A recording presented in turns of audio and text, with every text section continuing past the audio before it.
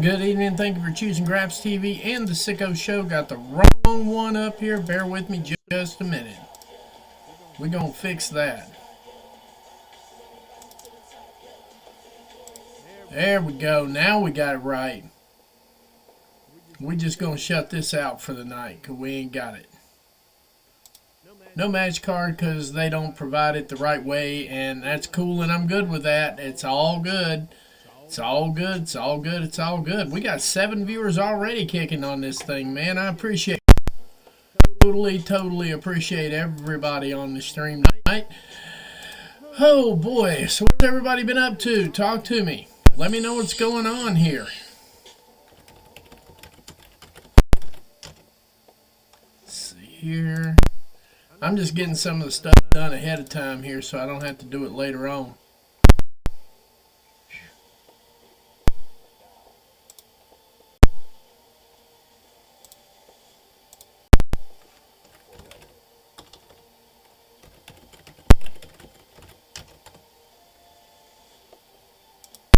There we go. Seeing the montage kicking off here. We got 7 viewers in here right now. 777. 7's a good number. We'll take it. And, of course, we're getting our usual montage here of people arriving at the building here and getting an overview of the location. I don't have anything to work with on this side of it. What's up, Hill? What's up, Fletcher? I see you, buddy. We're going to see what we can do. Like, comment, share, tell a friend to tell a friend to tell a friend. Let's see what we can get going here. Where are we at here? There we go, getting the camera set right. All right, tonight we're getting Rey Mysterio and Logan Paul. Logan Paul, that's it.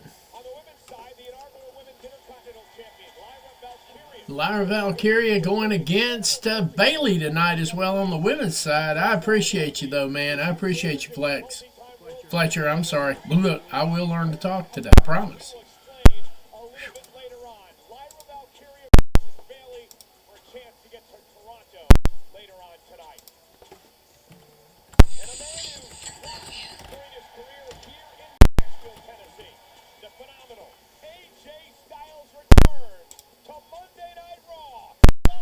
See what we got here.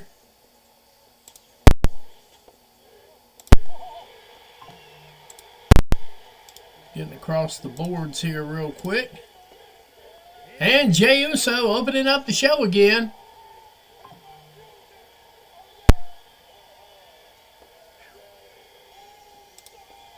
Oh, and we're at 14 already. Numbers going up as we're going. Well, that's the thing they keep saying, Fletch.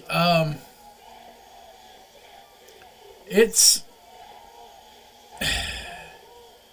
sometimes it's just hard to put together. It just really is. Let's see what I got going on here.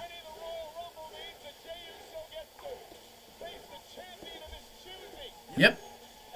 There we go. Now I got to see if I can find some towels so I can give you a match towel here.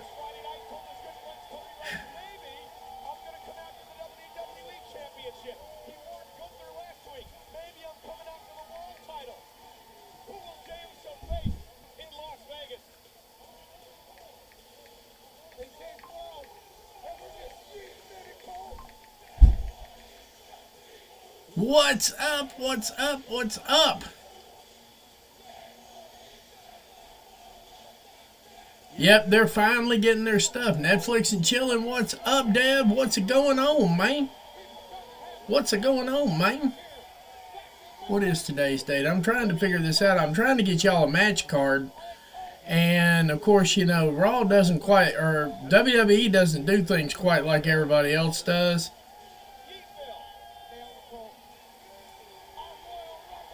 Okay, let's see the images. There we go. One of those. I'm working on it, guys. Just bear with me here.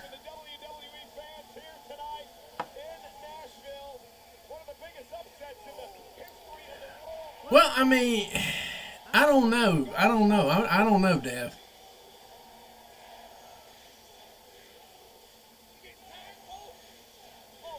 see here. Give me just 2 more seconds, guys. I'm really trying to get caught the hell up here. Let's see. Here we go. Here we go. Here we go.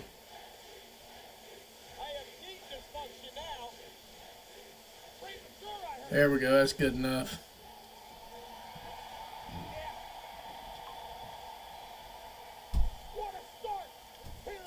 All right, Jey Uso up there getting ready to deliver one of his award-winning Yeet performances. Coming right down the pike, we got 25 viewers already. Let's keep that going. Hell yeah, let's keep that going.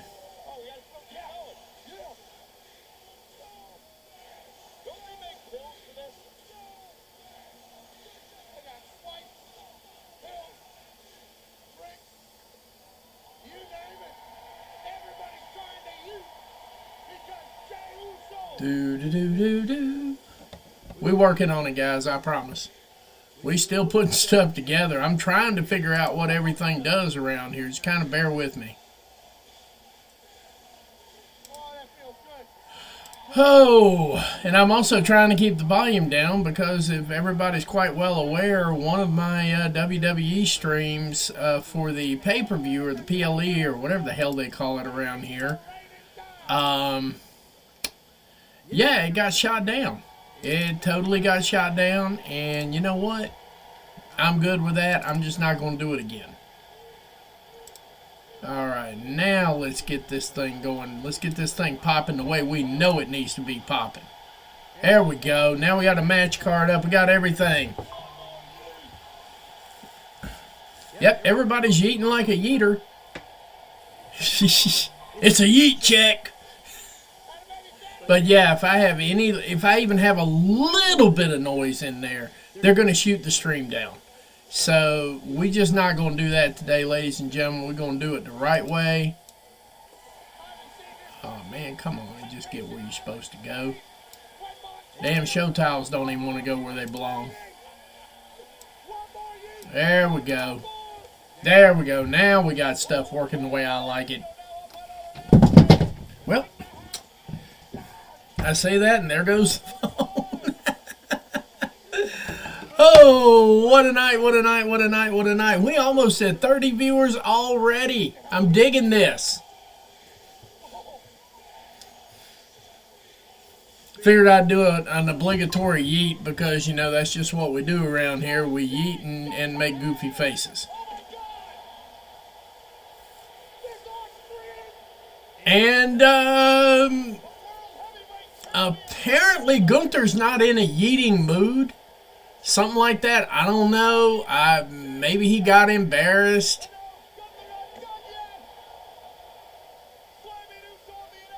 So, yeah.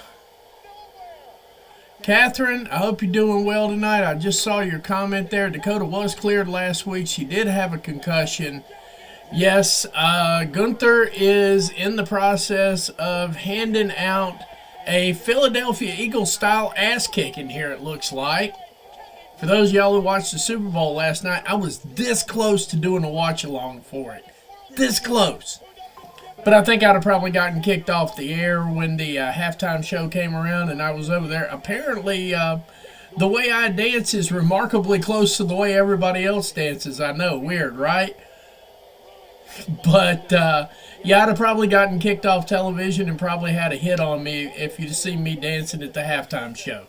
That's all I got to say.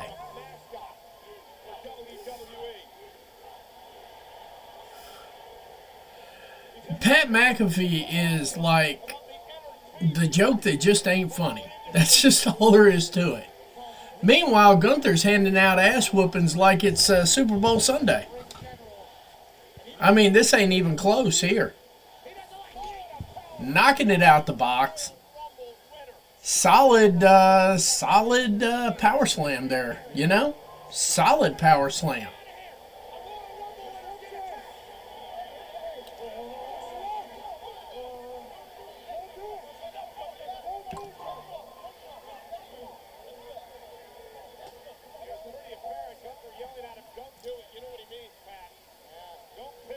Don't pick Gunther. Guess who he's not going to pick? No, he's going to pick Gunther. We knew that.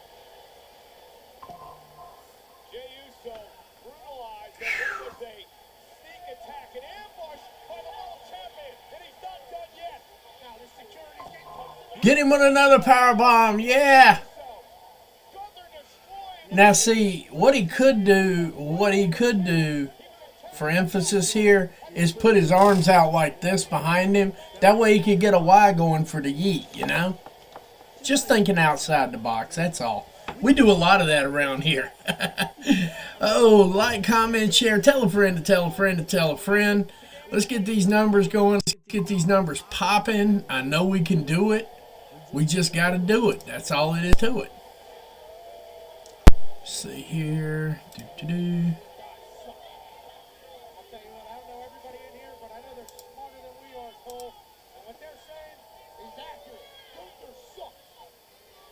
Oh, wow.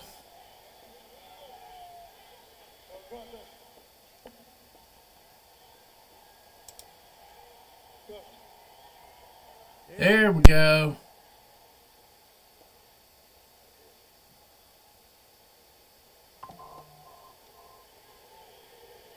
All right, we getting up there. We getting up there. Let's keep it going. Let's keep it going. No, I don't think he's going to appear on any of the shows.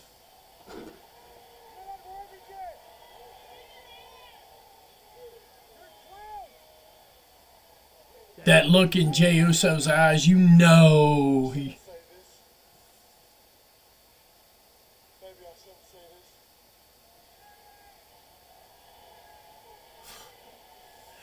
So basically the whole build-up for this is going to be Jey getting his ass kicked every week.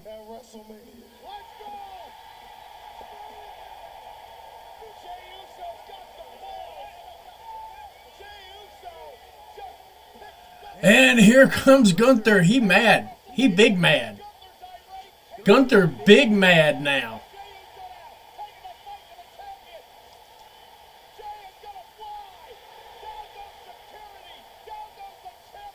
Gunther's so mad he looks like he just found out they was having a 2-for-1 sale on Stupid and he didn't get enough.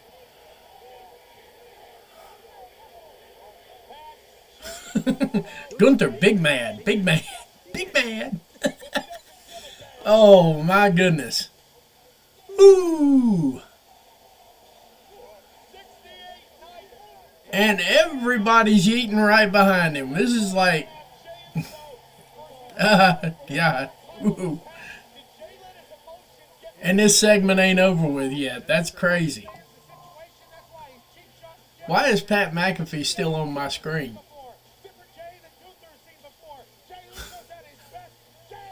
Dear Netflix, the other guy's cooler. Just saying. Oh my goodness. Woo.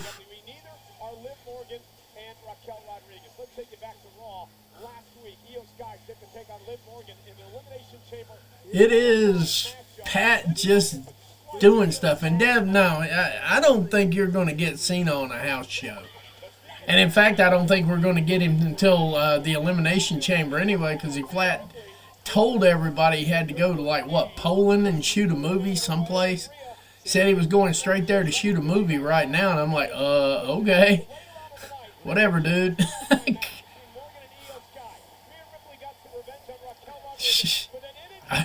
Did somebody say respect McAfee? Because it sure as hell wasn't me.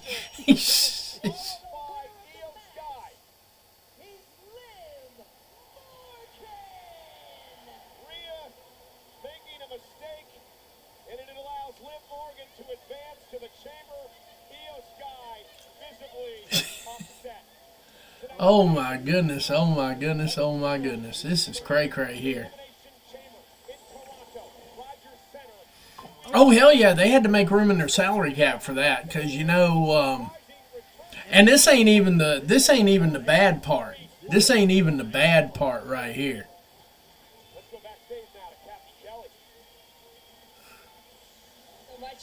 Yeah, I mean, yeah, no, he's not, and it ain't even just that, Deb. One thing I've discovered is John Cena is a multi-talented barrier. He's the only person I know of that can bury you by losing a match. Because, I mean, let's run it back here. What's Solo done? What's A-Town Down done? I'll wait.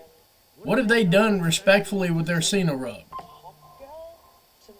And not speaking ill of the dead at all, but what did Bray Wyatt get out of the Cena rub? Think about these things, man. I mean, I like John Cena, grew up watching John Cena. My dad, God rest his soul, loved John Cena. But the reality of it is, that John Cena rub's more like sandpaper, bruh. Seriously.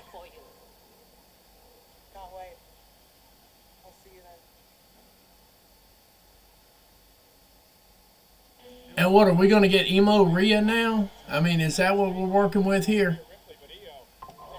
Oh, and by the way, it was imparted upon me tonight. For those of us who continue watching after this show, there will not be a Covalent TV tonight because of family emergencies, and likewise, Catherine, condolences for you. Got all that stuff. One of my favorite viewers, one of my friends, really. So, you know. Oh, good Lord.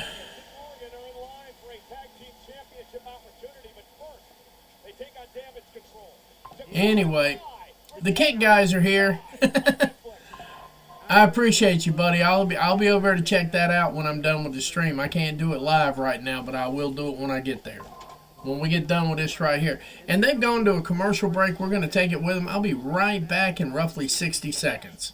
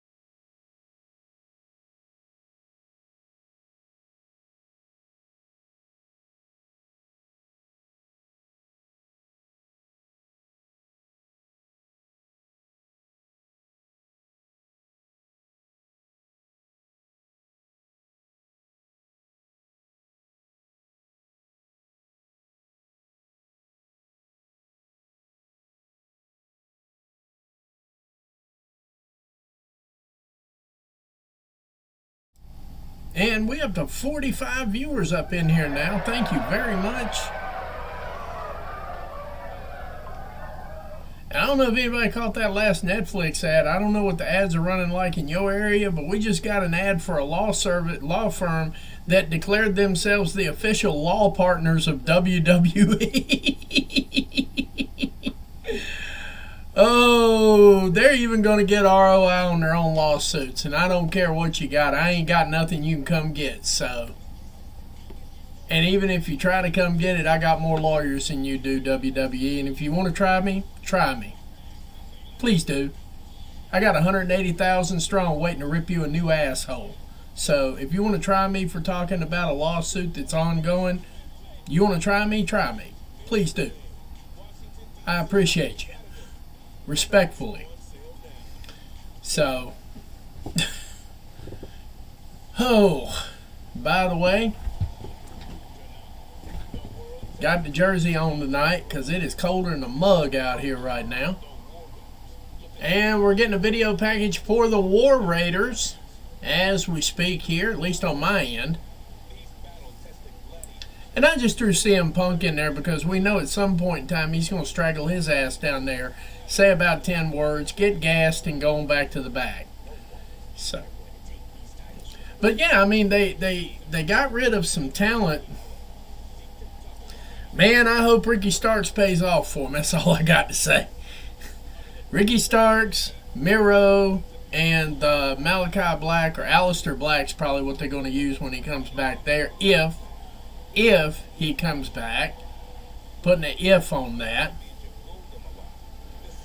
But, yeah, that's what we're working with tonight. That's just crazy stuff. I'm going to be kind of interested, though. I will say this. Of everything that intrigues me tonight, that Rey Mysterio-Logan Paul match intrigues me because I'm wondering if they're going to let Paul beat the Lucha or... Oh, and we're getting a World Tag Team title match tonight between the Creed brothers and the War Raiders. Good Lord, man.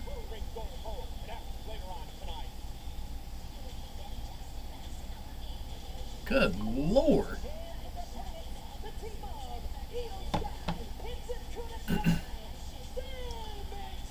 So we got Damage Control here. We got Dakota Kai in here, back fresh from this last one. Let's see what we got here. Let's just relax back here for a minute and see what they're doing on the nets. We'll just talk about the nets here for a minute. Getting all comfortable and shit.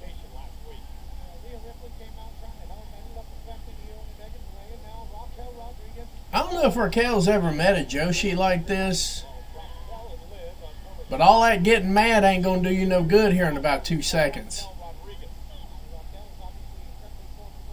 Because Io looked like she in a mood already.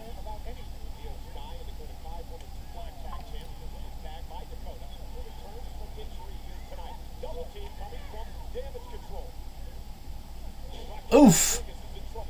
And that's how you chop down a tree, ladies and gentlemen. Looking good, looking good, looking good.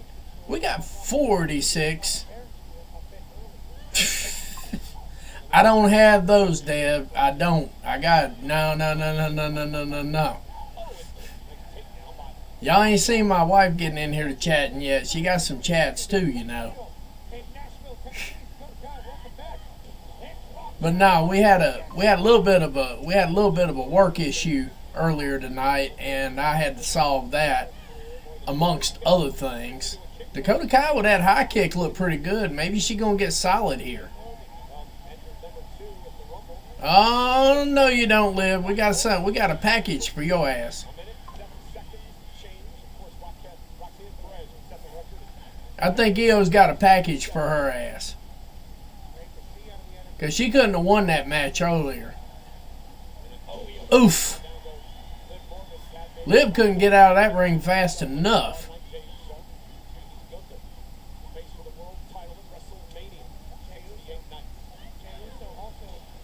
Oh my goodness. We still doing this? Oh, wow. That was kind of stiff right there.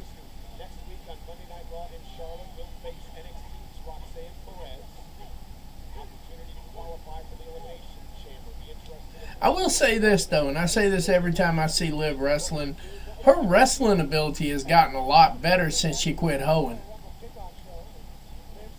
And yeah, I said that out loud, too.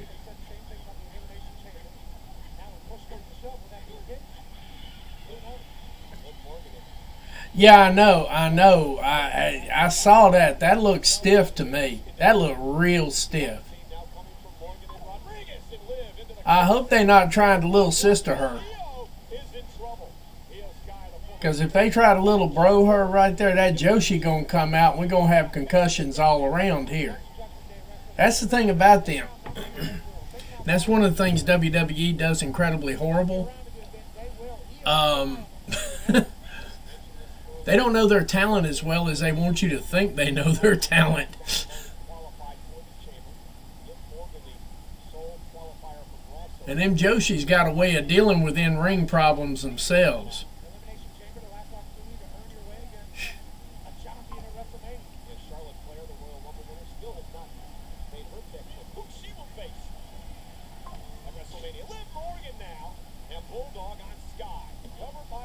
But not enough for 3. Got a 2 count out of that one. Yeah, well, she about to get set straight there in a minute, because... But then again, Io signed on the dotted line, so there you go. It happens. That is correct. Let's see what we got going on over here. Let's do this. Got her in a sleeper. Saw it coming.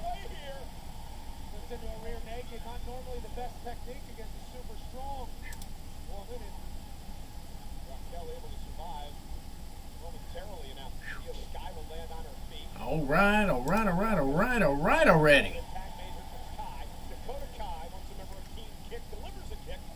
There we go. Now we got Dakota with Raquel Rodriguez.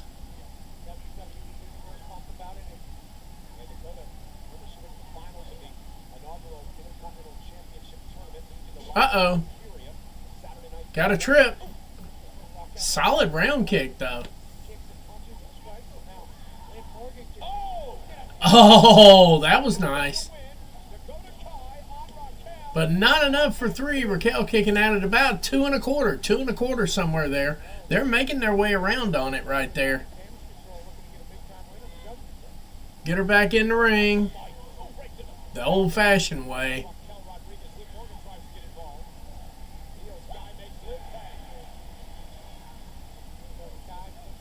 Ooh! That looked like that rearranged somebody's jaw right there.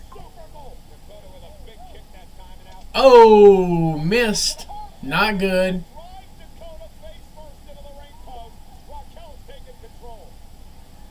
All right, looks like they're taking a commercial break. We're going to take one with them. I'll be right back in about 60 seconds.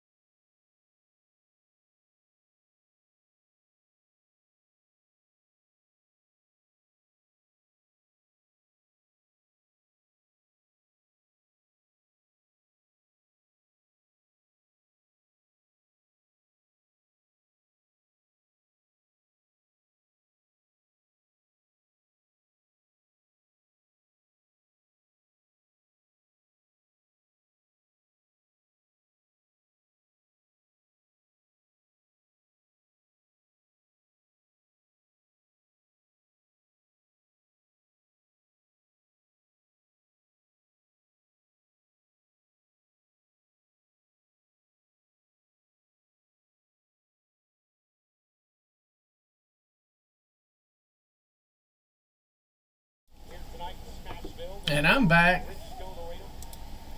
That wasn't a very long commercial break. And we're almost to 50. Like, comment, share, tell a friend to tell a friend to tell a friend. Let's get this party popping tonight. Why don't we? We just getting started. And I got some bombs to drop tonight. If the situation presents itself, I got some bombs to drop tonight. Let's see here. No wonder. We ain't got no lighting going on here.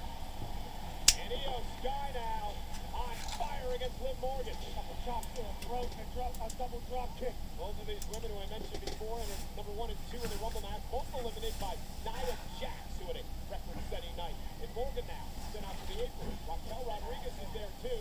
Io Sky picks up Raquel. I don't know what's going on tonight. Dev, I think the New Day needs a management crew that can negotiate their storytelling and their booking. I think beyond a shadow of a doubt they need that. There is absolutely no reason in this company. Now I understand why other companies do it, and I get it. I totally get it. Let's do this real quick because we might be too dim.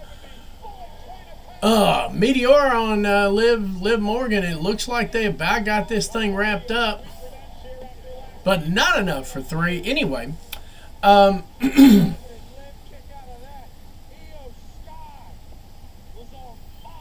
New Day is in dire need of a makeover that did not include this current heel run they're doing. I understand what they're trying to do.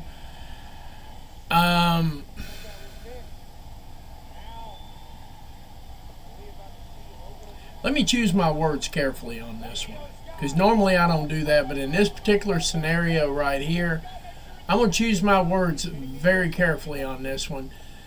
There is absolutely no reason and no excuse whatsoever for the world's biggest PR machine in wrestling to have their actual talent doing social media to cut their promos. I understand why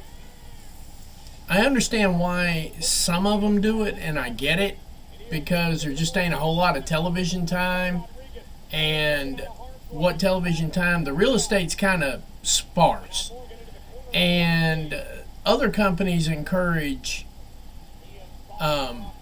their talent to go out and do like our parents used to tell us back in the day when I was growing up. And Io Sky's still kicking out. Liv's boo-hooing over there just like Taylor Swift was last night. No, we're at 52. Thank you. Thank you very much. Love to see it. Love to see it. Love to see it. I like the heel move for New Day. I don't think it really is going to move the needle. And I don't think all of this social media stuff right here is going to move the needle either. I don't think they have any real... I don't know if they're worried about being released, which I don't think they'll be released. They're WWE lifers. I mean... Oh, that was an interesting one, too. But Raquel Rodriguez breaking up that pin.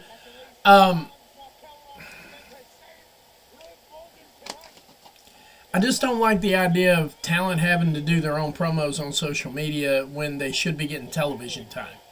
And I say that about Karrion Kross all the time. Karrion Kross should be getting more television time if they're going to develop the notion that he was the seed planter of all the disruption in WWE, which appears to be what they're doing with his promo style. I think he needs to be on television doing the disrupting and not explaining the disrupting in social media. That's just my personal thoughts on it. And I'm with Daryl on this. I think WWE's going to get down to bare bones here pretty soon. They're going to have to. They don't have a choice. They don't have a choice. They're going to have to go bare bones, at least for the next 6 to 12 months, while they figure out this new landscape here with their presentation and what it's going to take to draw viewers and all of that. And who thought we'd be having this conversation about WWE? I mean, for real, who thought we would be having this kind of conversation? Now, I appreciate a couple of things I appreciate about this opening sequence here. Number one, we got to it quicker without so much of promos. But number two, that they're actually giving the women some time to work.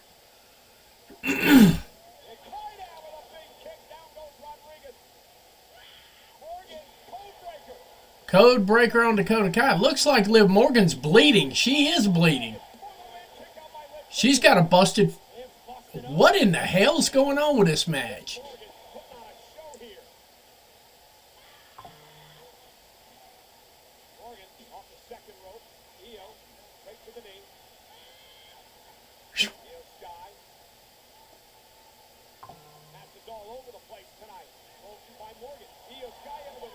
Ooh!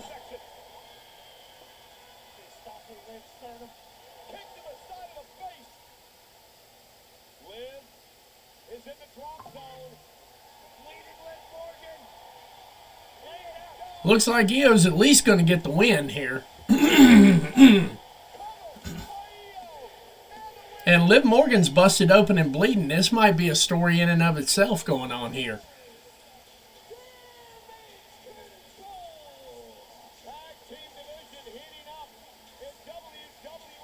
And Dakota Kai grabbing the back of her head again. Liv is busted open.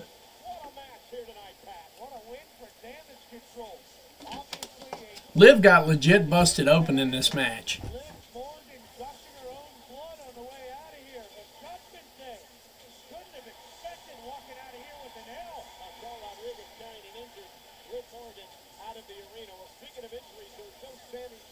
It does appear like she actually got hurt on that one, so thoughts and prayers out for Liv Morgan. I hope she's okay, because that obviously was not a blade job right there.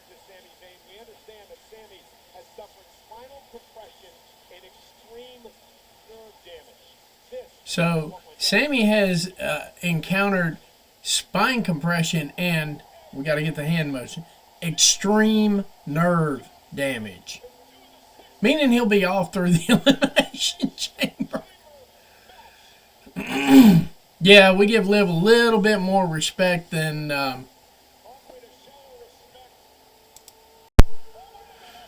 Wow, that was something else right there.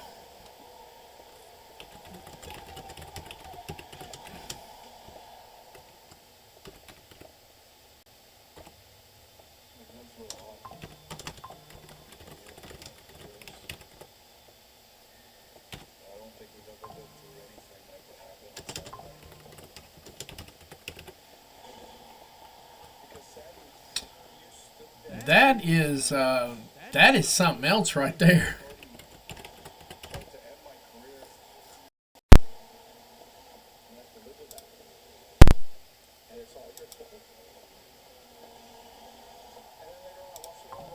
I'm just not even playing on that one. That was ugly. I'm not even playing on that one. We have 52 viewers in the house today. I appreciate you. And like I always say, like, comment, share, tell a friend to tell a friend to tell a friend. I'm fine with 52 tonight. We've had some good numbers, though. Over the weekend, we had some good numbers. SmackDown was like 325. It was crazy. It was absolutely crazy. But, you know, I haven't been doing Raw in a while, so I'm not exactly expecting people to come flocking in the door just yet. But we'll get them. We'll get them. Because we all know who does the best show around here. At least I hope. And here comes Lyra Valkyrie and Bayley. So it looks like we're heading straight to the next women's match. Now, one thing I will say about WWE is they have picked up the pace on booking women on the show. And I think that's absolutely wonderful because, believe it or not, there's a lot of people that like to watch women's wrestling and not for the original stuff they used to watch it for.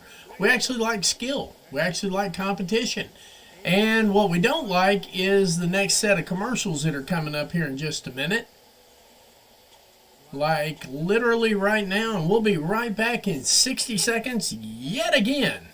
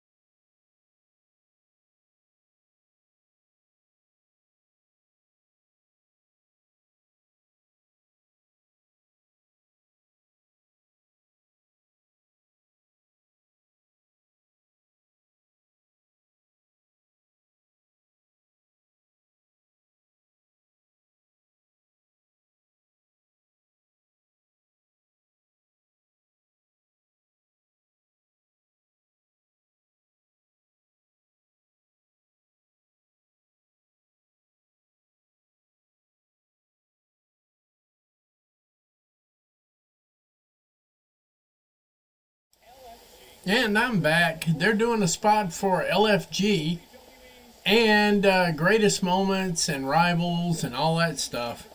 Sunday, February 16th, only on A&E. Wait a minute, that didn't go through. That might be a problem. And we're on Nashville, Tennessee tonight, Monday Night Raw live on Netflix. But Sunday, we're on A&E. It's the start of WWE Superstar Sunday. Kickoff at 8 Eastern, 7 Central. I'm just checking one thing here real quick. T-shirt greats. One of the current greats who will be a part of the program on and off this year, none other than the world champion, Gunther. You're going here. Yeah? Yeah? Okay. Maybe you start to find some truth in yourself because nobody cares if you're going to try to do the best. I'm going to give it my all. Nobody cares. Nobody wants to see Barbie. Captain Meadows. Nobody's interested. Again, it's the WWE Superstar Sunday on E&E. Kicks off LFG. 8 Eastern, 7 Central. Let's see Sunday night. here. I can't wait to watch that. Paul Bailey. All right, looks like we're going straight into that match too. Just hang on here a second. We just Introducing first, from San Jose, California, Bailey!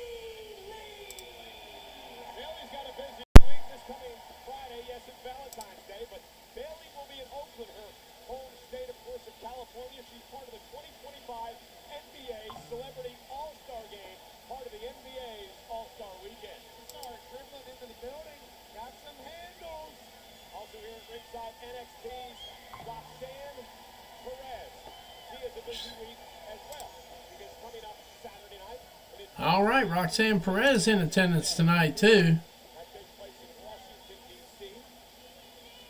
Meanwhile, Bailey mocking Roxanne Perez. They will be in the same ring on Saturday night. Julia defends the NXT. Now, I don't particularly like her. I don't mean I have to like her, but at least, man, if she took a shot like that right there, I have to kind of give some respect to that stuff. And Raquel Rodriguez and Qualifying match next week here on the Roxanne are going to be going at it. All-Pro promo, the people's tight end for the San Francisco 49ers called Nash. That's going to be an interesting round. Well, we're at 62. Thank you. We're getting up there. We're getting there. Already had 3 beers already. Let's see here.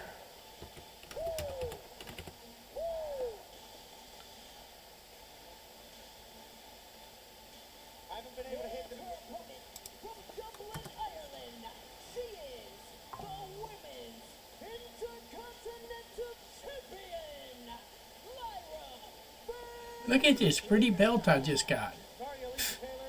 You're the best in the world at what you do, and I'm just a doofus. But I will say, the woo! I've been able to hit that pitch in like a month.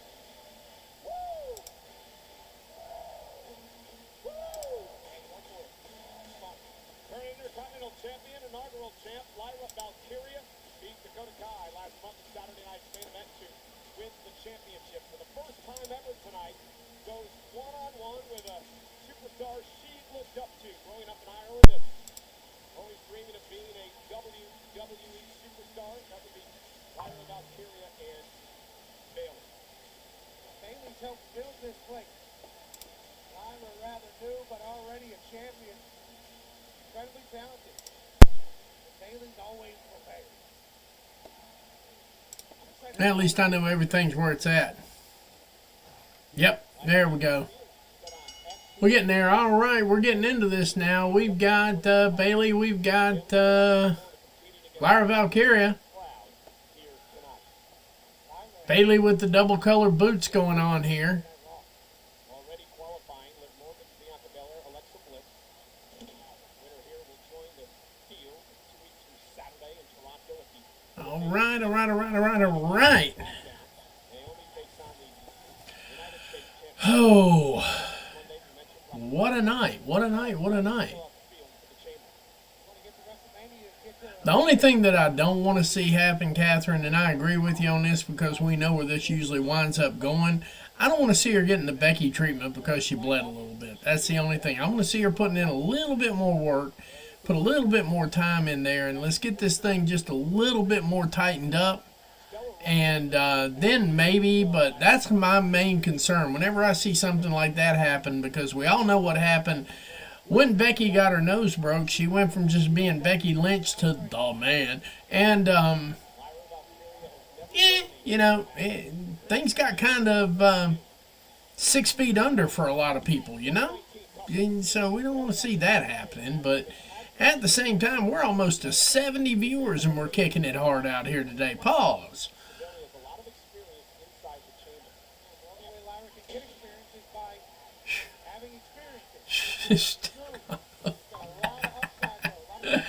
Oh my goodness, oh my goodness, oh my goodness.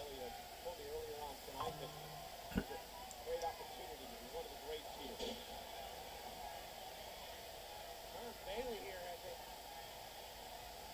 They're trying to one-up each other seemingly one after another. Elira Valkyria showing Bailey that she really is the student of the game, as you mentioned before, Pat. Bailey starts slapping around a little bit, not scared to get it a little, dirty fight. Bailey trying to get an ankle lock on her. Take down by Lyra. And Lyra reverses it with a trip into a headlock.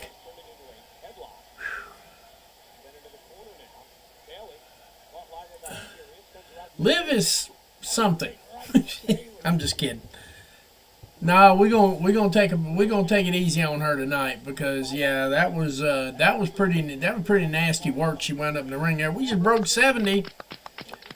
We just about halfway through about the average playtime on this. 1, 2, and not enough for 3 with that sliding roll up. Perhaps looking for her finishing move. Bailey looking to turn it around into the ropes. Uh-oh. Able to counter.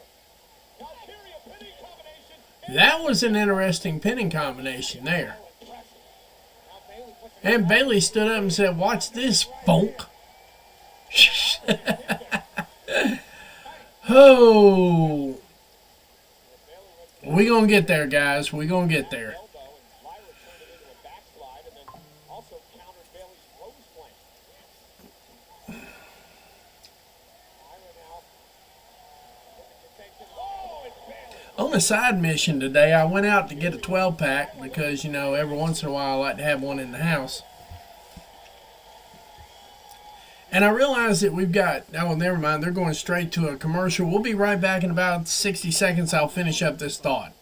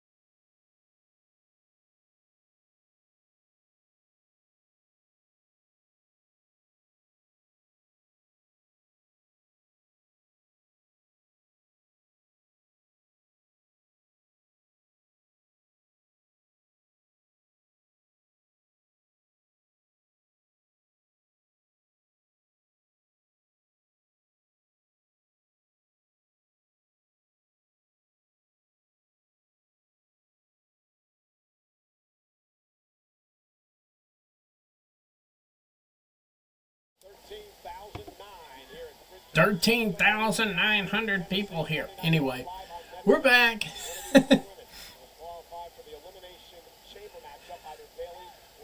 And we're over 80 viewers. We're at 85 right now. Thank you very much. We're getting close to 100.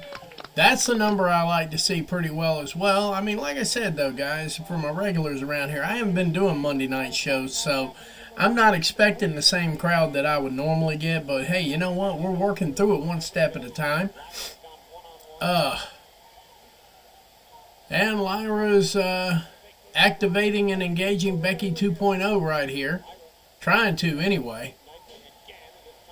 Looks like she's becoming quite successful at it, too. All right. 1 and 2. Not enough for 3, though. Bayley kicking out.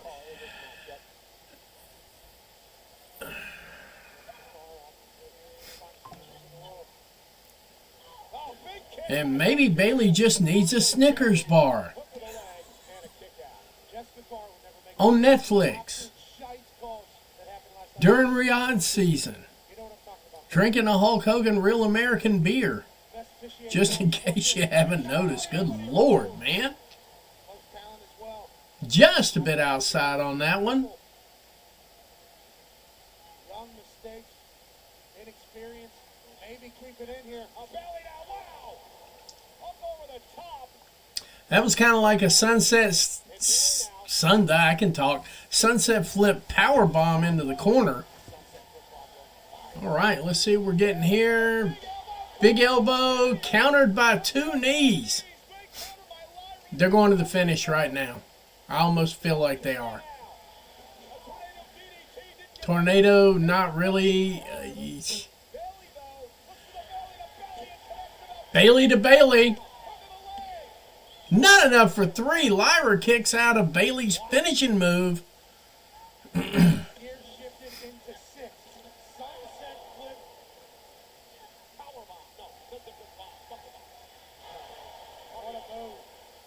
They taped Penta. I thought that was a joke.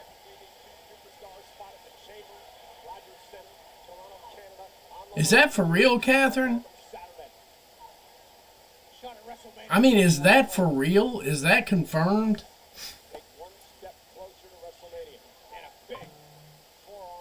I mean, yeah, of course it's confirmed. You wouldn't say it if it wasn't confirmed.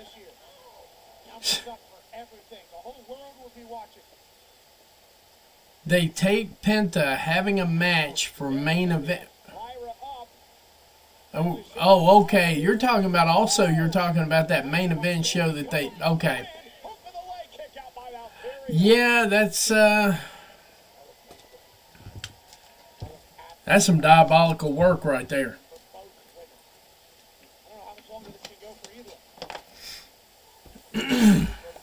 That's diabolical work right there. We almost to 90 viewers. We getting up to about 100.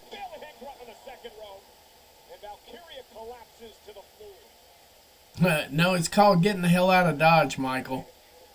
That's what you do when you're getting your ass kicked and you need to regroup. You get away from it.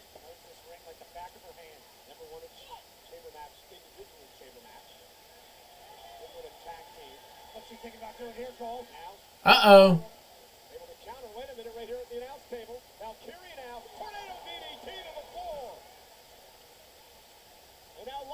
Fisherman. Problem is you can't pin him on the floor, Lyra. What's up, Mr. Duffney? How you doing, sir? How you doing, sir? Good to see you. Good to see you. Not enough for 3, though. Lyra just can't put her away, even after the sliced bread and the fisherman outside. And we just hit 90 viewers.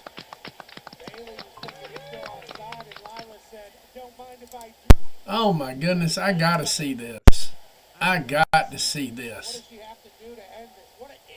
Oh, my dear God. Versus great. Oh.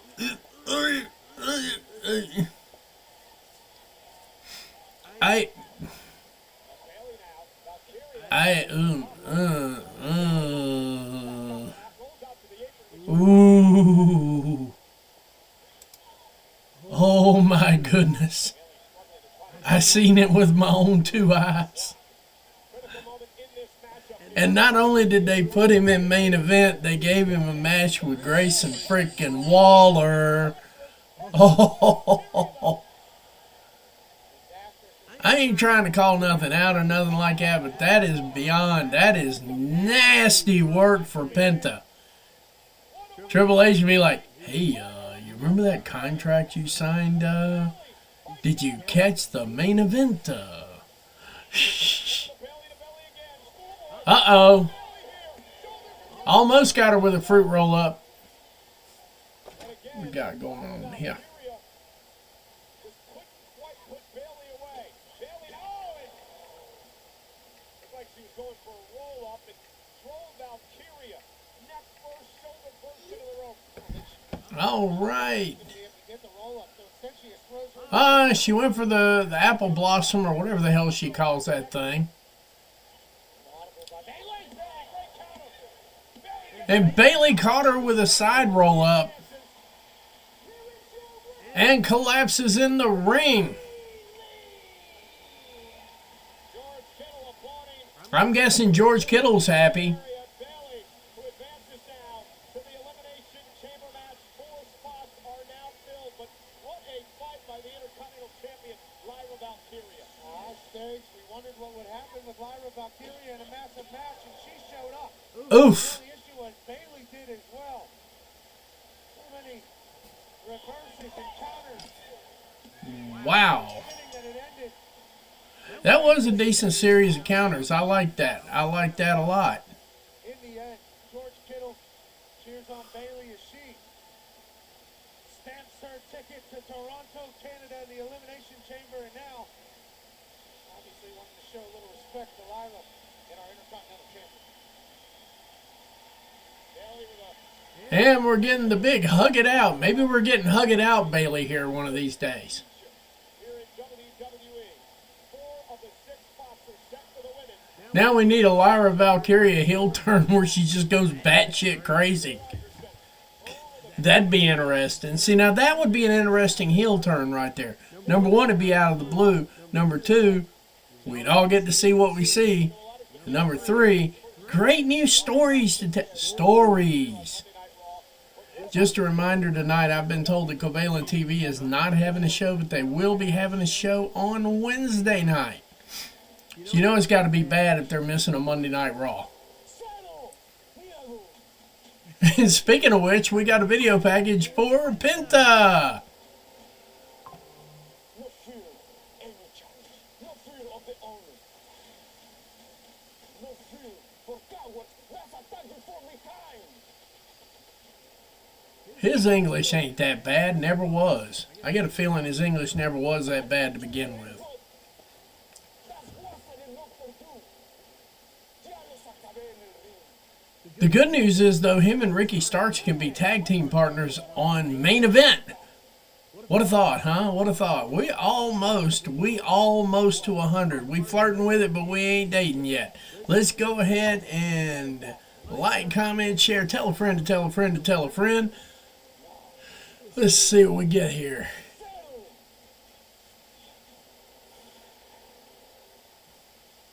See,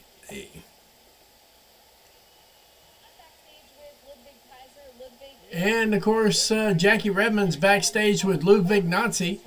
And we're going to see, no, not yet. I've tried to avoid a lot of those.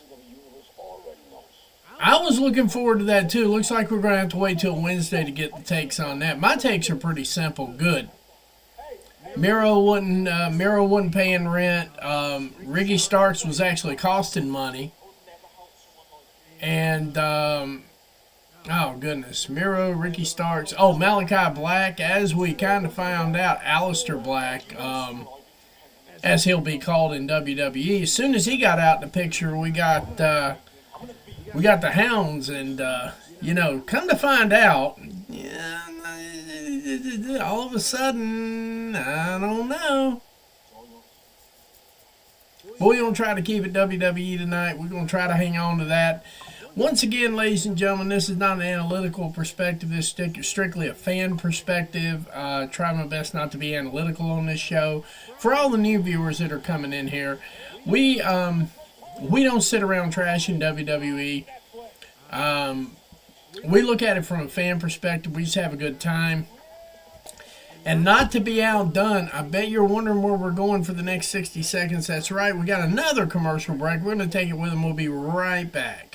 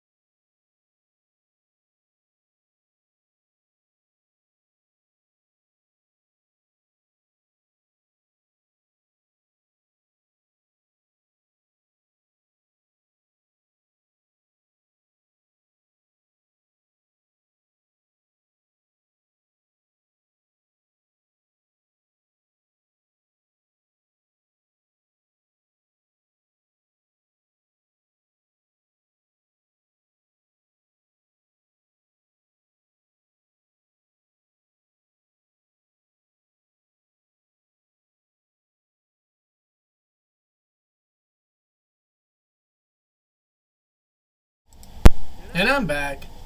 We're at 99 viewers. Come on, somebody, just stumble in the door. Just stumble in the door. Let's break 100.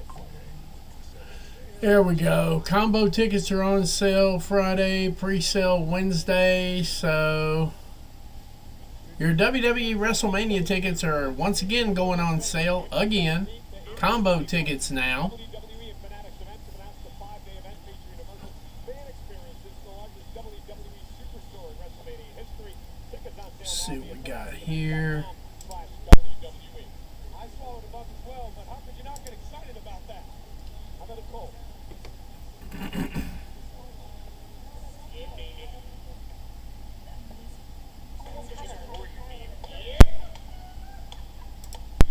Wow, that is so touchy watching the first intercontinental champion fall flat on her face. And now you're being coached by these clowns who will never champion. Hey, we're looking at our next set of releases right here. Okay, how about you know your lane, okay? I won't step to you in the gym, and you stay the hell away from me when it comes to the ring. Are you understand?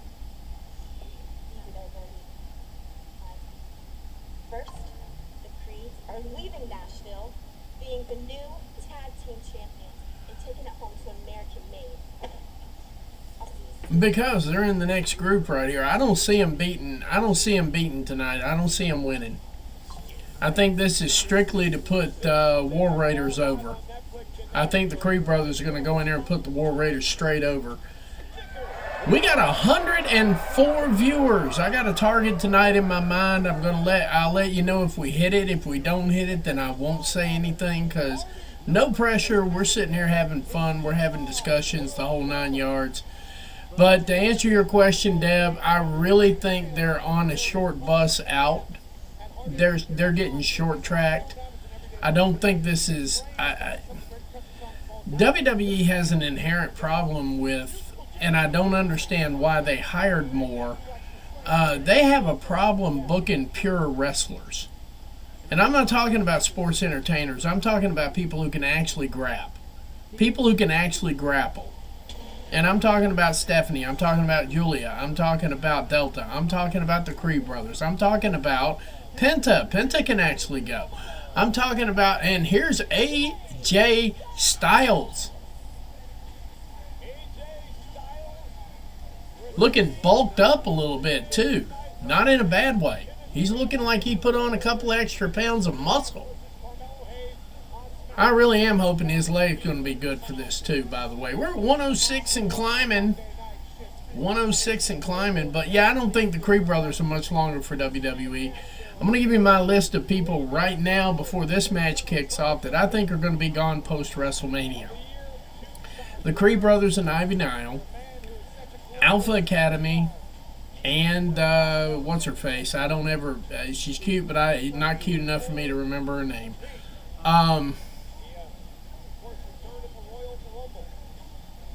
I think Jade Cargill is going to be gone post-WrestleMania. I'm the only one saying this. Everybody says in 6 months. I say it's going to be post-WrestleMania. It's either put up or shut up time now because their money's starting to get tight. And you say, how in the hell is that possible with $5 billion worth of network TV deal? Their gates are looking kind of sus right now. They really are. I mean, I see a lot of holes in this building. Pause. And you got AJ Styles standing in the middle of the ring right now. If anybody could draw anybody to a ring, AJ Styles could draw at a broomstick contest. So, and they got CM Punk, I think, on the show for tonight too. You get those two together in a ring, and it's like, I don't know. I don't know. But you can see the empty seats, and I'm not talking about ratings, attendance, and all that crap. Don't care about it. If you love the product, you love the product. That's basically it. That's where I'm at. I happen to love certain products. I happen to love the entertainers in certain products. I just don't like the product. So I support the entertainers and not the product. But I think money's getting a little bit tight for them. I'm not even lying about that. And I literally right now am the only person saying that Jade Cargill will get released post-WrestleMania. Not 6 months, not a year, post-WrestleMania. Because they have froze her out of every possible picture that she could be in that would be presentable, profitable, and any potential. So, with that having been said, I don't see her lasting past WrestleMania. If they don't have some program that starts kicking off in the next 2 weeks, some kind of singles program, the Who Hurt Her program, any of those programs, if I don't see that happening in the next couple of weeks, I'm 100% sure this is going to happen post-WrestleMania. But when I woke up that morning and I hobbled my ass to the bathroom and looked at the mirror, I still had gas in the tank.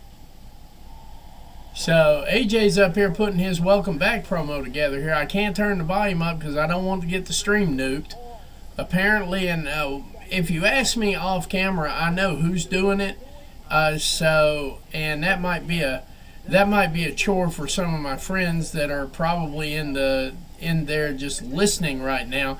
May have a chore to handle here, but if I turn the volume up even a little bit, it's going to get nuked on Facebook and on YouTube. Now, I don't know what Kick and Twitch say about it, and X generally doesn't say anything, so my streams stay up on X. But yeah.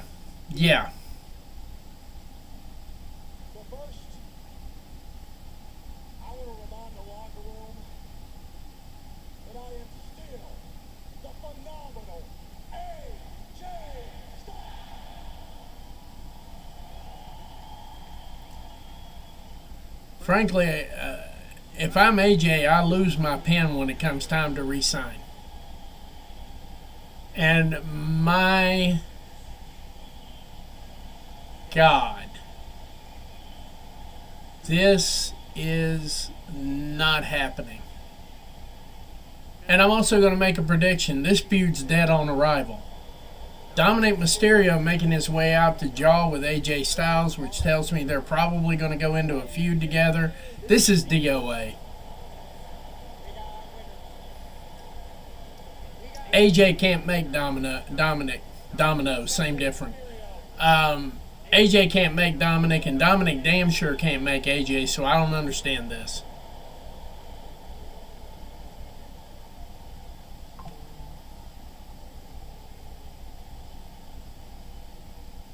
I'd almost rather see Dominic go at it with Colon here more than I would anything else. I forget what they're calling him now.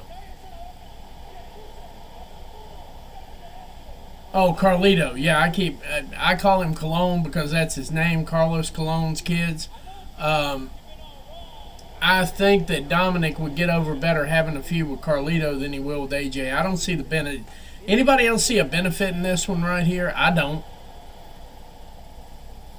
That's not being negative. That's just an observable fact.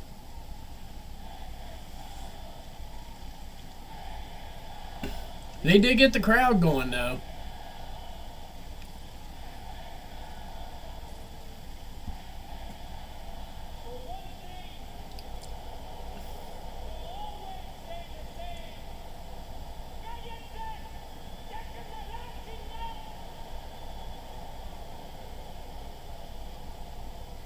One thing will always stay the same.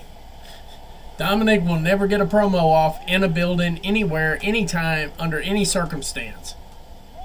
Hey, we broke 111. There we go. We're getting there. All right, all right, all right.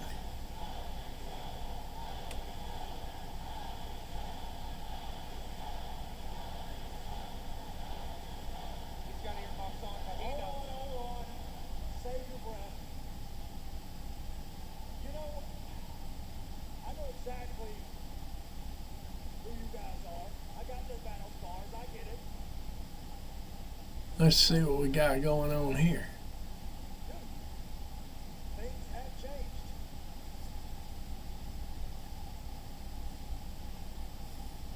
I don't see Damon Priest. Where's Damien Priest at? Is he here?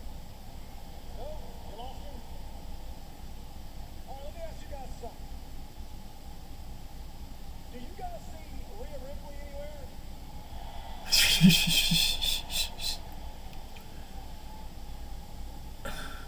Carlito versus Styles, yeah, that I could see because those are a couple of vets and they can work it out. Carlito and Styles can work it out pretty damn well. Yeah, that was my first thought when I saw Dominic's entrance tile or whatever the hell they call that thing back there on the Tron. I'm like, the immediate thought that went into my mind is, this feud is going to suck. This feud is going to suck like no feud has ever sucked. But, you know, I'm coming from a fan perspective. If I'm looking at it from a fan perspective, I don't even think I can muster up the let's see what happens moment here. But I'm pretty sure somebody behind me is sitting there going, let's just wait and see what happens. Let's wait and see what happens. Obviously, the crowd in Nashville got up for it, but Nashville's a wrestling crowd. Nashville, Memphis, Greensboro, Charlotte, Atlanta for that much, Macon, Dominic trying to cheap shot AJ Styles now. and everybody tried to cheap shot AJ Styles here, and AJ seems to be holding his own. Whenever he can. He wanted to steal the spotlight from the return of AJ Styles. And now, speaking of his dad, Rey Mysterio, Dominic said he's going to kick AJ to the curb with a 619. And Dominic scurries out What is this, dueling stupidity? from behind. Right up like AJ Styles wanted to return to Monday Night Raw to go, but Oh, hello. Let's see what he can do. The phenomenal forearm to Carlito. And none of this worked out the way Dominic thought it was going to work out. And, oh my goodness. What's my opinion on Dominic's heat?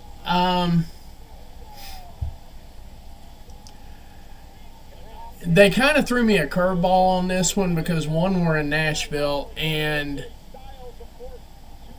I'm trying to keep this one as fan-based as I possibly can without being too analytical about it, and I appreciate the question. It was hard with the way the camera angles were going. What I normally do is I look at this. When I hear the boos, the first thing I do is scan the crowd. And they made it extra hard to do that because of the camera angles and so on and so forth. So in Nashville tonight, in this segment, Dominic got the heat they were going for, and I think this is the only way. Oh, I think Dominic's babyface by the end of the year. There's no way he's not getting over as a heel. I mean, he's getting the heat, and everybody goes, "What do you mean he's not getting over as a heel?" I still think it's contrived to a point where you've got fans that show up and they're like, "Okay, Dominic's here. We have to boo him," and so on and so forth. I think it's become more of a chore than a reaction, if that makes any sense. But looking around the room, the best I could tell, and they have made the World Heavyweight Championship match official between main event Jey Uso and the Ring General Gunther. They have made that official, and it will be, they have not given whether it's going to be night one, night two main event. I'm guessing at best it's going to be night one co-main event at this stage of the game. I think they're working their way up to a solo main event for night one, but for right now it's feeling like a night one co-main event to me. And here comes Seth Rollins. Monday Night Rollins, or some shit like that. Anyway, but getting back to your question, Steven.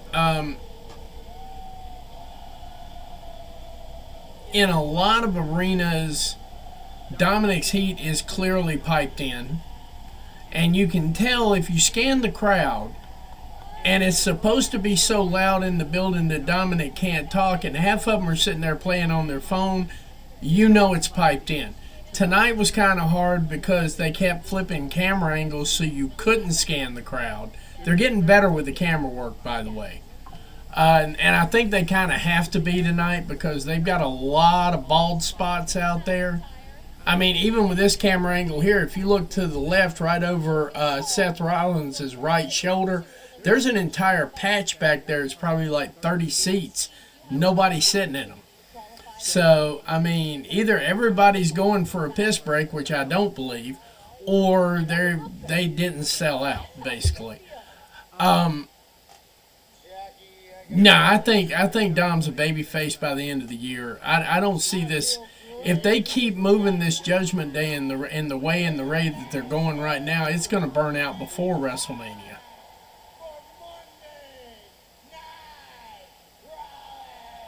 Yeah, we got Monday Night Rollins. You knew that was coming. I'll tell you why. The path to WrestleMania, it is getting clearer and clearer by the second. Earlier tonight, Jey Uso, he decided he's taking on Gunther for the World Heavyweight Championship, which means all eyes are on Cody Rhodes. Which means all eyes are on the WWE Championship. All eyes on the Elimination Chamber, and all eyes on the man who's going to win the Elimination Chamber. I'll give you a hint. He's a visionary. He is a revolutionary. He is a contradictarian. He is Seth Rollins. He is Finn Balor of the Balor Club. You know, I'll say you like eyes are on you. But the only thing people are seeing is the downfall of Seth Rollins. Oh, man. Hey, mate, we all see the crack. Not Finn Balor coming out here trying psychology. Not that. Not now. At the Netflix debut. We all saw you lose your mind at the Royal Rumble. But lucky for me, Balor Club. in my way, between the elimination Balor Club. and winning the world title at WrestleMania, is a guy that's falling apart. Yeah. That's pretty much about it. Now Seth is looking all distraught and everything else, and You really believe that, huh? You think I'm standing in your way? Finn, you and I, we go back a long way. We've done this dance once or twice, from WrestleMania to SummerSlam and everywhere in between. And anyone who's seen our history, they know that anytime we get in the ring, we put on a show. we put on a show. But I got news for you. Uh-oh, he's got news. I've got unfinished business to take care of with CM Punk. And when I do that, I've got some loose ends I'd like to tie up with Cody Rhodes. So the way I see it, it's you standing in my way. But mate, after next week, you're not going to be standing at all. Uh-oh. Seth Rollins with big words. Next week you will not be standing at all. Raw, either Finn Balor or Seth Rollins will qualify. And we cut back to the Seth Rollins song. See, that's another thing too, Steven. Like what I was telling you right there. That is like a chore. People show up, gotta boo Dom, gotta go whoa for Seth Rollins, gotta do the whoa for Cody Rhodes when he's on there, and we gotta do the yeet every time we see the yeet. And they proved that last week on Raw. I mean, Jimmy Uso and Drew McIntyre doing what they did last week. They proved it. And Logan Paul doing his calisthenics on the way to the ring. Looks like we're getting ready to take another commercial break. We're going to take it with him here. We'll be back in 60 seconds. Just as soon as they actually go to a commercial break here. Bear with me.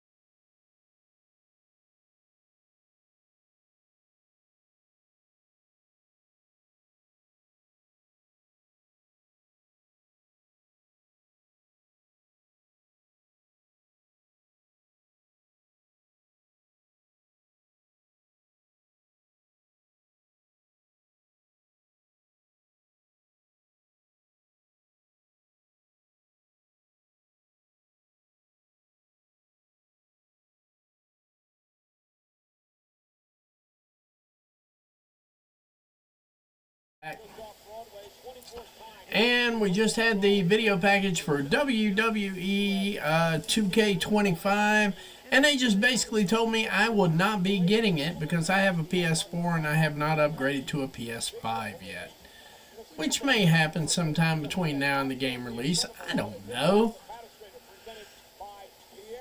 But I'm guessing we are getting ready right now for...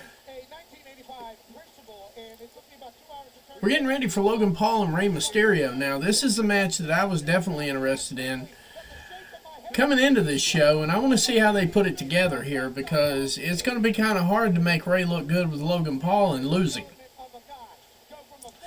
And aside from the U.S. title matches, Logan Paul lost a match since he's been in WWE. I wouldn't be mad if Finn entered the chamber either because I know it would be at the expense of Seth Rollins, and that man just needs a vacation. He really does. I mean, he needs to do this wrestling shit in small spurts. He can't come out there and do like an 8-9 month Iron Man run like he did the last time. That's just too complicated. So, I mean, it would be nice. I don't have a terribly huge vested interest just yet, except for the fact that they'll wind up, if Seth gets in there, they'll just wind up rehashing, their feud, and, you know, we've already got a rehash in the ring as it is. And John Cena just put himself in the Elimination Chamber without qualifying, and we're at 114. We are getting closer and closer to 120.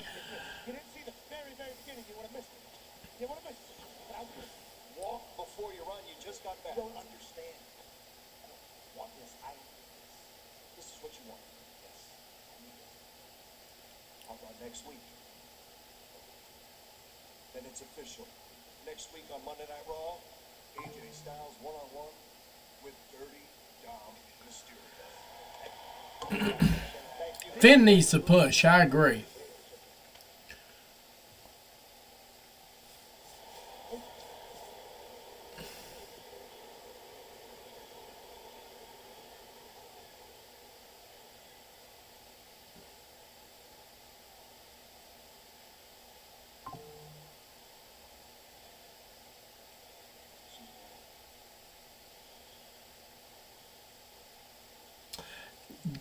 That's what you need. Yeah, exactly, Dev. You picked up on that just as much as I did. I wanted to hear if they had any words.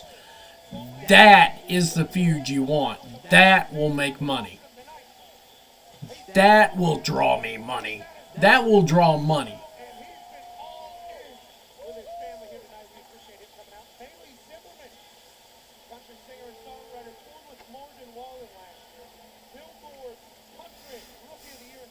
A whole montage of stars that I will almost guarantee you not only don't watch, they don't have time to watch.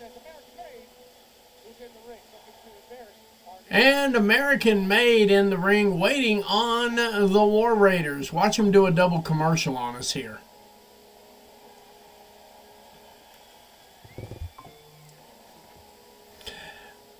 Finn winning the Rumble would have been interesting. That would have made the matches interesting because then you'd be like, well, if he chooses Gunther, that would be a banger match. And if he chooses Cody, that would be a banger match. You couldn't go wrong. You really couldn't.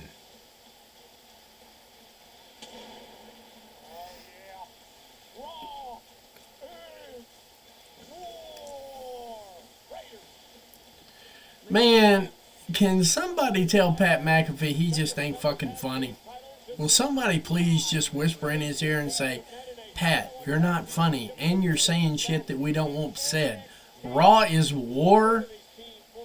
What in the 1998 crap is this bullshit? Unless now, if they want to signal an all-out war and go ahead and put it out in front of everybody, what I know they've been doing for the last 11 and a half months, if they want to go ahead and put it out there in the public,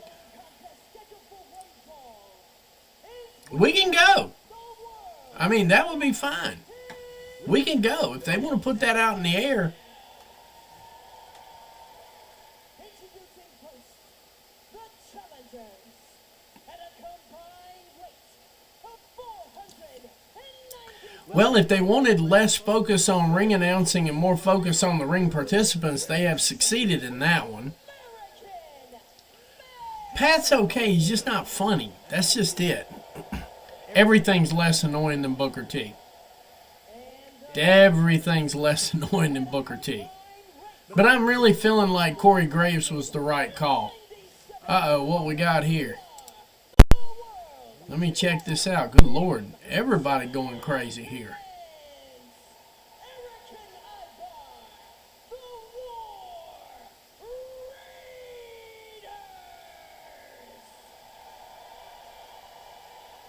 Couple of interesting notes as we start this matchup tonight. Of course, the leader of American Made, Chad Gable, not here tonight. He is off on some sort of I guess you would call it, trying to learn how to actually battle the top luchadors. Wait a minute, I should have a message too. Let me see here.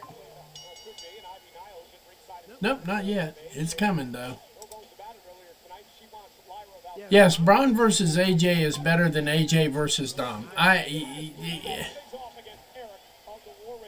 Maybe, just maybe. I'm trying to find the silver lining here. Maybe. Let's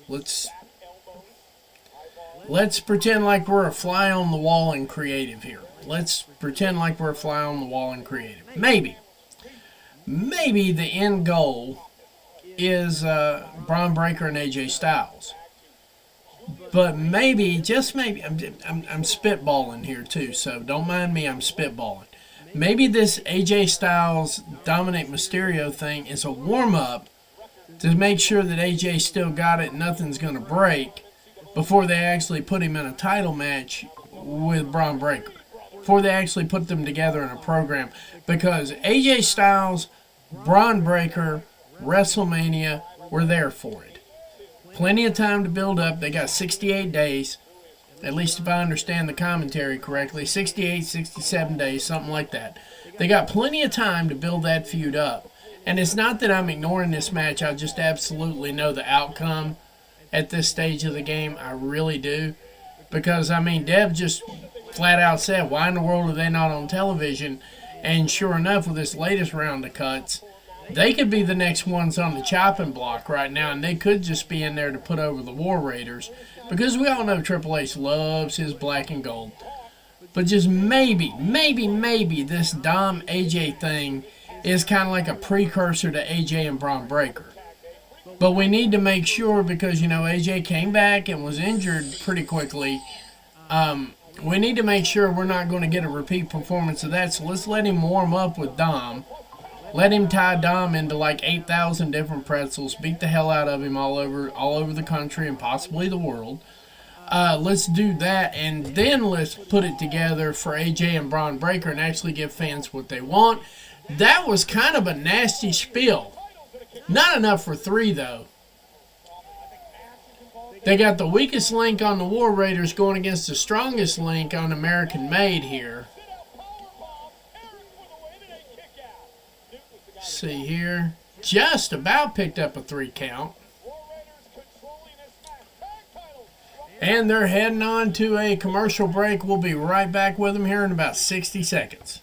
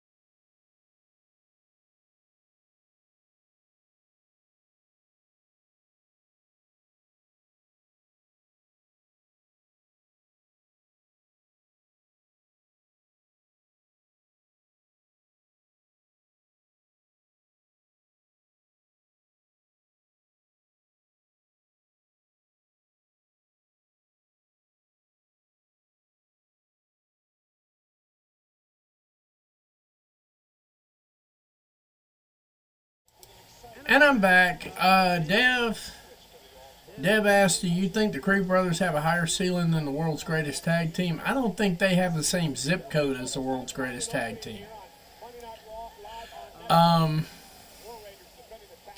They are still heavily green. And I know that sounds stupid to say, and I get it. And I know people will disagree with that, and I don't care. The Creed brothers have a package. It needs development to fit the WWE style. When I say certain wrestlers are green, I don't mean that they're incapable, untalented, or any of that. I mean that when it comes, there is Progress, Rev Pro, New Japan, AEW, GCW, TNA. I could literally sit here for the next 10 minutes and name out every other promotion on the planet that does not do wrestling the way WWE does wrestling. In other words, they don't do a hard cam style. And when I say they're green, like, let's say, for instance, Jay White woke up today and said, screw AEW, I'm going to WWE. It would take him a solid year and a half to slow down, understand the hard cam style, and not be Jay White. The Creed brothers are immensely talented in the ring, but they're still green when it comes to the WWE style. The reason the War Raiders keep retaining is because they understand the hard cam style, they understand the presentation, they understand the assignment. And a lot of these people that you see less and less and less of on WWE programming are the people who just don't get with the program. And I believe the Creed brothers, Ivy Nile, fall into that category.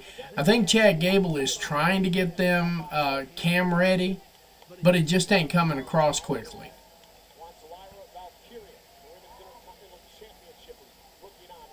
And I mean, for real, Ivy Nile is ridiculously talented.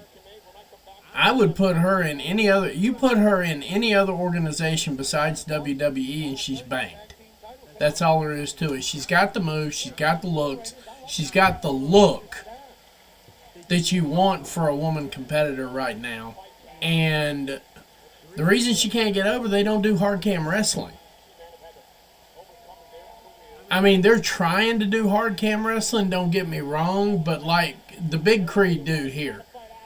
If you watch, when you watch the War Raiders, if they get into that predicament, one of them will face the cam and show the despair.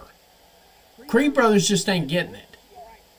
It's not a matter of whether they're talented wrestlers or not talented wrestlers, because they're immensely talented. If they were in any other area right now, I'd say their ceiling is way higher. I wouldn't be surprised if that's happening too. I wouldn't be surprised if that's part of it, Dev. I really wouldn't. I would not be surprised. Chad Gable's an immensely talented wrestler that does understand the hard cam style. That's why he gets more television time than they do. But you watch. Now he's going to turn around here and face the hard cam right now. See, that's what I'm trying to say right there. That one little thing. That's why they're still World Tag Team Champions.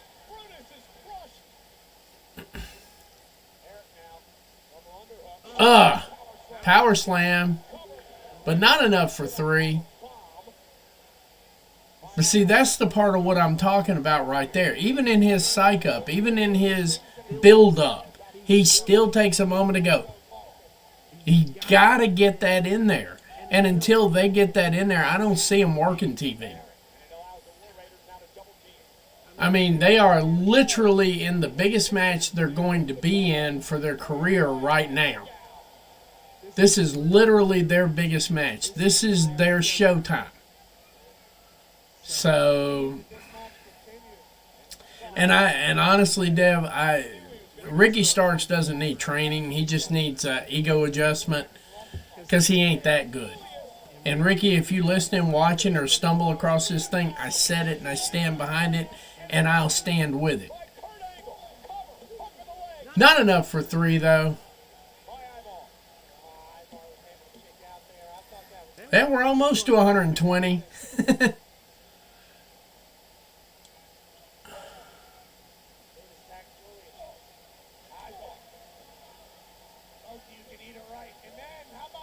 What in the world is he doing? A cutter. But you see what I'm saying right there? Even when he got done with that, he makes sure to do the right things all the time. But now he's starting to show that mental clock here real quick. Here's hoping.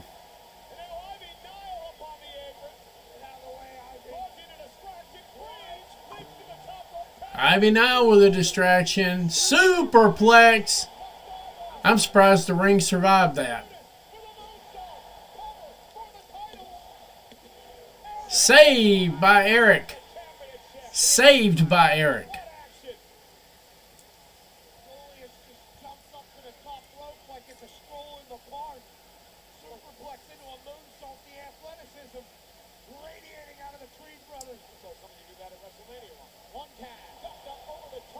Oops. That might have been tragic.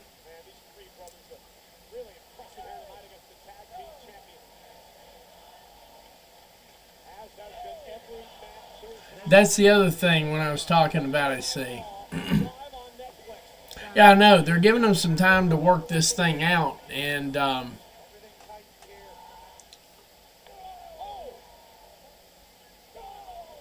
thought he was going to low blow him right there. Pause.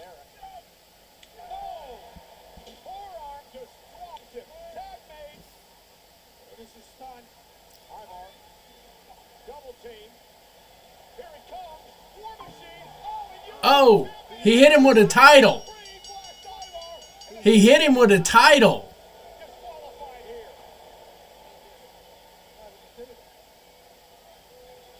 Hit him with the title. Hit both of them with the title. Which is kind of where I thought this thing was going in the first place.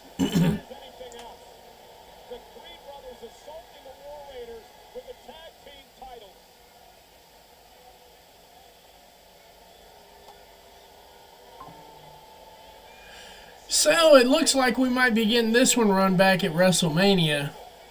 If they last that long.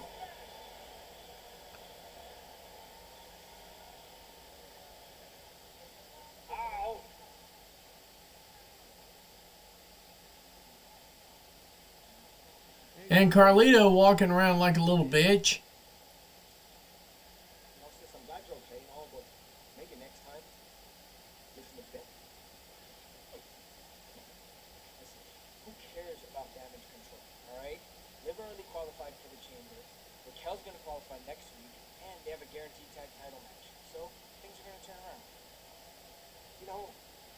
Sounds like a lot of excuses coming from a guy that AJ Styles just made look like a fool.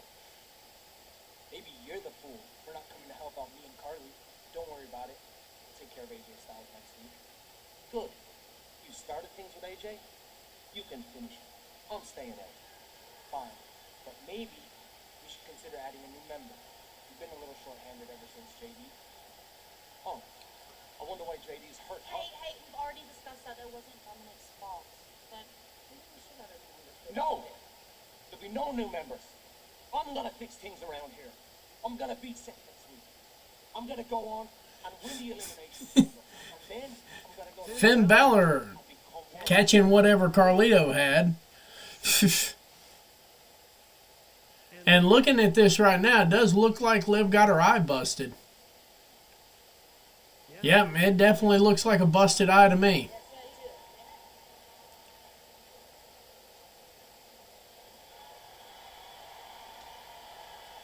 Yeah, I don't owe you anything.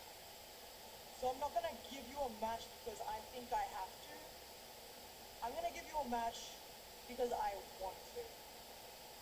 So that's why I just went and talked to Adam Pearce, and in 3 weeks' time, on the Raw after Elimination Chamber, it's gonna be Io Sky versus Rhea Ripley for my Women's World Championship. Can't wait. I'll see you then.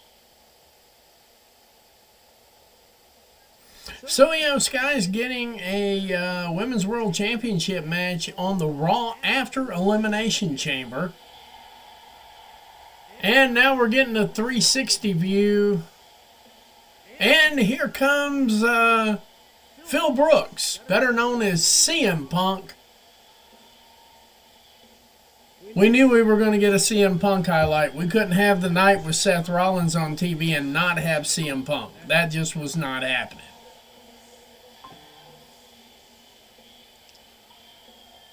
Somebody had a sign up and said CM Punk talks too much. How much we want to bet that won't make the signs of the night?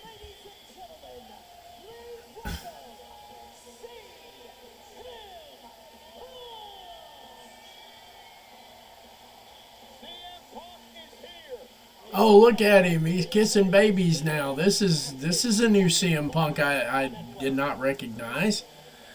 Oh, my goodness. Where is this guy coming from? We're gonna get nationwide 5G, so you can bump that epic. If you switch, you also get a free phone. What you need. Welcome to getting more. Welcome to Cricket Nation. Smile, you're on Cricket. In Cricket, we're all about honesty. What you see is what you get. Nothing to hide. Okay, my turn. These are hair plugs. Oh, my. They went straight to a commercial here. We're going to have to take that with them. We'll be right back.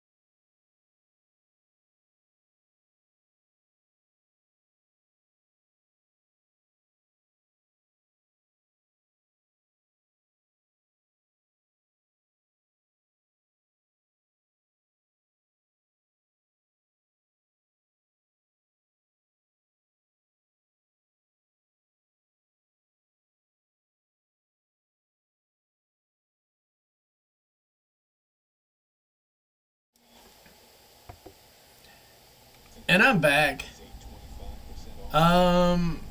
Comforting to know that whatever the theme song was for WWEshop.com successfully sampled A Whole Lot of Love by Led Zeppelin. I heard that in the background. And we're at 123 viewers. Thank you. We're almost to the target number I got in my mind right now. I've got a target number in my mind. We're roughly not that far off from it. So thank you. Thank you, everybody who's done the like, comment, share. You've told friends to tell friends. I really appreciate that. Word of mouth is how we're going to get this thing going. And trust me, I get people all the time like, I can get you 500 viewers if you just do. No, I'm good. If we can't do this organically, I ain't doing it at all. I tried the other way. It doesn't work. And, of course, WWE heard Catherine loud and clear, and they're booking Penta and Butch. And we're getting AJ Styles and Dominic Mysterio for some odd reason, because everybody was clamoring for that match. I hadn't met them yet, but I know there are people clamoring for that match. I just know. It's just things you just know. Like, I know fans are sitting around going, you know what? I think if we had Tozawa and AJ Styles, that match would cook. And WWE heard him and said, yeah, okay, yeah, sounds good. We're doing the pitch for LFG. So I want somebody to take this and cut a promo. I want somebody to tell me who they are. I want somebody to have the balls to get up there. And I know y'all nervous. Cena, go. There's a whole bunch of people ready to jump and cut a promo on CM Punk. Give me that mic. I'm just a little too old to be a WWE superstar, but give me that damn mic. I'll cut a promo on him. What, you want somebody to cut a promo on you, CM Punk? Oh, Pepsi, Phil, I could eat you alive. But anyway. Get the WrestleMania through the Elimination Chamber. Punch this ticket last week to join Cena and McIntyre. And once again, see, like I said here, if you're looking at this vision they've got right now, the camera angle of it, now, there we go. Everybody's picking up the chant now. Is it great to be alive on a Monday night in Nashville, Tennessee, or what? Got to make sure we get the town in there quick. I think it's obvious post Royal Rumble that we are on the road to WrestleMania. Uh-oh. This is the I Should Be in WrestleMania promo coming right up. I would have told you with all the confidence in the world that I was going to win the Royal Rumble. In fact, I think I did that. I come out here and sometimes I talk. Sometimes I talk too much. I didn't win the Royal Rumble. A little bit disappointed in myself, but you know who I'm not mad at? I'm not mad at Jey Uso. Me? I like watching my peers accomplish their goals. My goal is still right there. And we saw earlier tonight, Jey declared he's going after Gunther's World Heavyweight title. That means Cody Rhodes is still available. I know you're sitting at home. Remember a couple weeks ago when I told you I wasn't going to stab you in the back, I was going to stab you in the front? Well, now I have to. See, I'd already qualified for the Elimination Chamber. 2 people have qualified for the Elimination Chamber. But now you're probably all thinking, oh, but Punker, there's 3 people already in the match. Well, one of us didn't qualify. One of us just decided to tell the world, hey, everybody, I'm in the Elimination Chamber. I'm telling you right now, you're getting a taste of what it's going to be like when that Elimination Chamber's over with. A little part of me was upset, and I say was because it's past tense. I'm no longer upset. Listen, John Cena is a legend. John Cena deserves to call his shot. The bad news for John Cena is I bust my ass to qualify for the Elimination Chamber. So at some point in there, you're going to see me, and you're not just going to see me This is the pre-crash. in the Rumble. No, I'm going to This is the pre-Punk crash happening right now. beat you, and I'm going to go to WrestleMania, and I'm going to cash in the only way I know how. Cody, I'm coming for you. The other man who is qualified for the Elimination Chamber is that piece of garbage, Drew McIntyre. That piece of garbage, Drew, and he ain't on the show, so now you can definitely talk it. He ran in the other direction to the other show because I beat him in Hell in the Cell. What do you think I'm going to do to you in the Elimination Chamber, Drew? And then we got somebody who I don't even like to name. This close, guys. He deserves. We just got one more PLE before we get the full crash out on Phil here. He's taking on Finn Balor next week. Now, either of those guys, former world champions, they can qualify. But at the end of the day, it will be my hand raised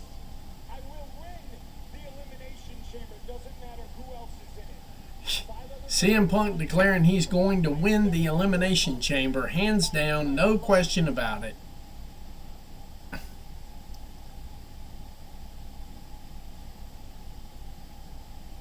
And the shitty part of it is, even if he does win the Elimination Chamber, they're going to figure some way where he ain't the main event. WrestleMania 41 belongs to one man, 2 words, and 3 syllables.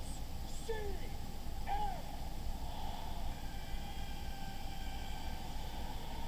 Here's 3 syllables. Logan.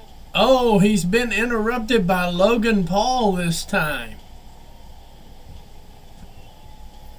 who has fully dedicated his life to professional wrestling, and he is going to be a much better wrestler and a much more active wrestler. This is Logan Paul making his way to the ring. He is fully revitalized, and he wants you to buy some Prime so you can piss dirty at your thing. Anyway, once again, not a lie. All right, and oh my goodness, somebody's got a big Joe Hendry head out there. Oh, the sign police are slacking tonight, man.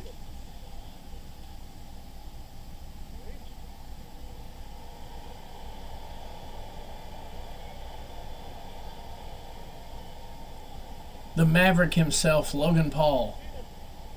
You know, I see why they call you a punk. Although I can come up with a bunch of better names to call you, but unfortunately I can't say on TV. But you know what I can't understand?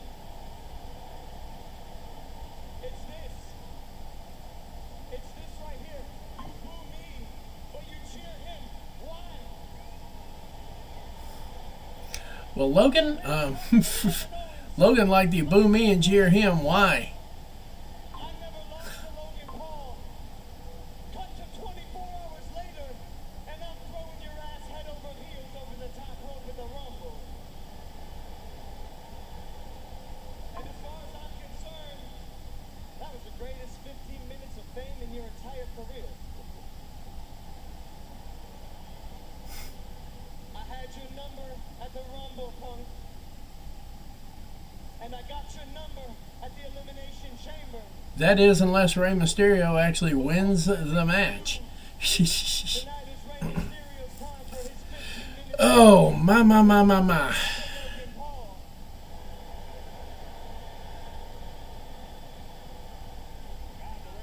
Just when you thought they... Mysterio or something. Hey, listen. You threw me out of the Royal Rumble. Congratulations. I would have mentioned you earlier about possibly being in the Elimination Chamber, but I honestly totally forgot you were even in a match. Yeah, listen. You got my number at the Royal Rumble, but tonight, don't worry about me. The number you pulled is 619.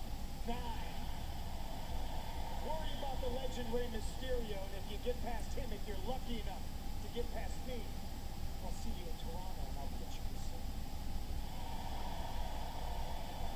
You know, I think Logan Paul has... Let me just say this, because everybody thinks that I absolutely hate Logan Paul. I only kind of hate him. I don't absolutely hate him. But the thing that I hate the most is that he has the absolute craziest promo potential. And he's got all this athletics and stuff. Don't get me wrong. I am not denying the athletic prowess of Logan Paul. I am not denying the mic work that Logan Paul puts together. I'm not denying that in 3 or 4 years he could be special if he learned how to wrestle on sight. That's the key. If Logan Paul could do this match tomorrow night with anybody, and they're heading to a commercial break, we'll be right back. They got more commercials.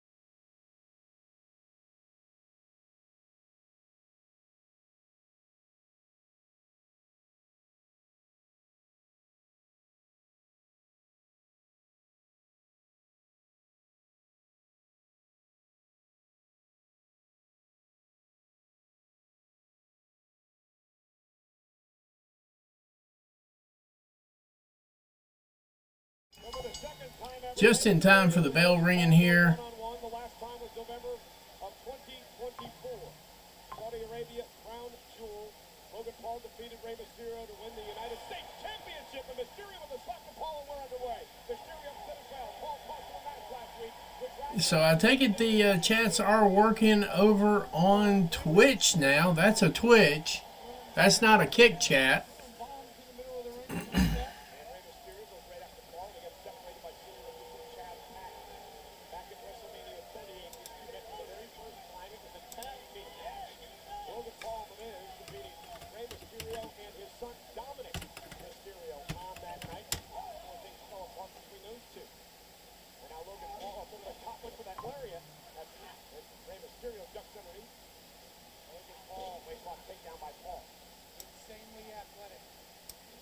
Taking it as business like a fish to water.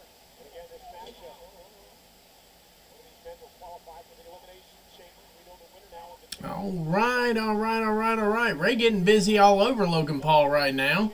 championship at WrestleMania. We're both thinking the exact same thing there. Bit of a feel out early in the fight. Being brought by Logan, another one from Mysterio. As quick as Logan telegraphed that. These people.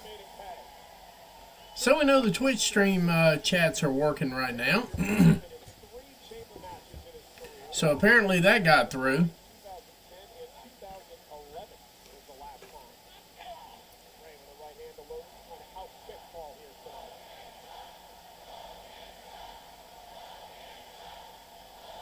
Logan Paul was in his first Elimination Chamber match last year. First Australia, the match won by Drew McIntyre. And now Paul now, Oh, wow. Tilt-a-whirl for the Gutbuster right there. I have a sneaking suspicion that this thing's going to end before 10:30. I don't know. I really don't know. I don't know if they're going to get to 10:30 tonight at this rate, because it's my understanding this is the main event, if I'm not mistaken. Somebody correct me if I'm wrong. Friday Night SmackDown, triple threat, Damian Priest, Braun Strowman, Jacob Fatu. That's going to be a barn burner. Jacob Fatu. Ooh. Be a barn burner forever. Absolute beast. All of course, a titanium plate in his right chest. Now, big shots at Rey Mysterio's midsection, boxing background. Logan Paul showing off his boxing prowess. Tell a friend to tell a friend. Like, comment, share.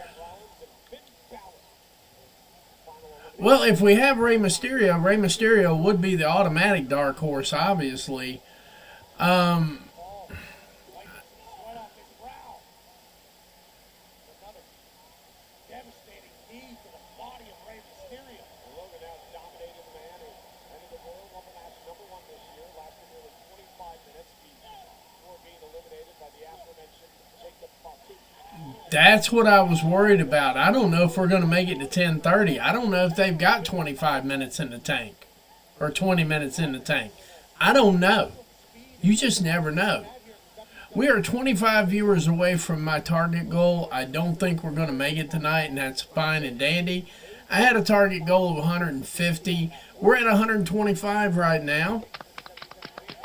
And I want to thank everybody that's here, because as you can clearly see as this chat's been going on tonight, you are the stars. I am but the facilitator. And that's the way I look at it. And that's not being humble. And that's not knowing who I am, because I do know who I am. I very much know who I am. The difference is my approach and my attitude to this show is this. You guys are the stars. I'm the facilitator. And as you can clearly tell, a lot of us are just one big happy family around here right now. This is more of a community, and that's what I want to see in my watch-alongs here. I mean, we do a little bit of analysis. Mostly we try to do some fun. We try to look at this like a fan. You get plenty of shows telling you what happened, what people liked, what they didn't like. You got tons of shows like that, and I do occasionally. I occasionally do a show where I go through what I like, what I don't like. I do reviews. I give you technical stuff.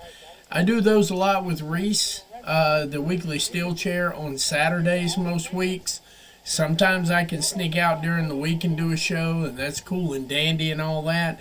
But for the main part here, we want to enjoy this kind of like as if we're fans.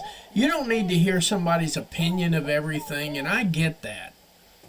I get that. We talk wrestling. We keep it as good as we can keep it.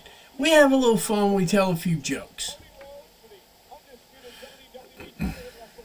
Yeah, we got Seth versus, we got one more spot, though. They were just talking about, Yeah, Logan can't catch. I mean, he can, but they didn't go over that in his pre-match prep. If I'm not mistaken, there's still going to be one spot left, and they were talking about the potential of having Jacob Fatu in that thing. And if you have Jacob Fatu in that thing right there, I'm going to tell you right now, I got no problem saying that Jacob Fatu would go over face Cody Rhodes. That would set up Bloodline again because that's the target that they're going for.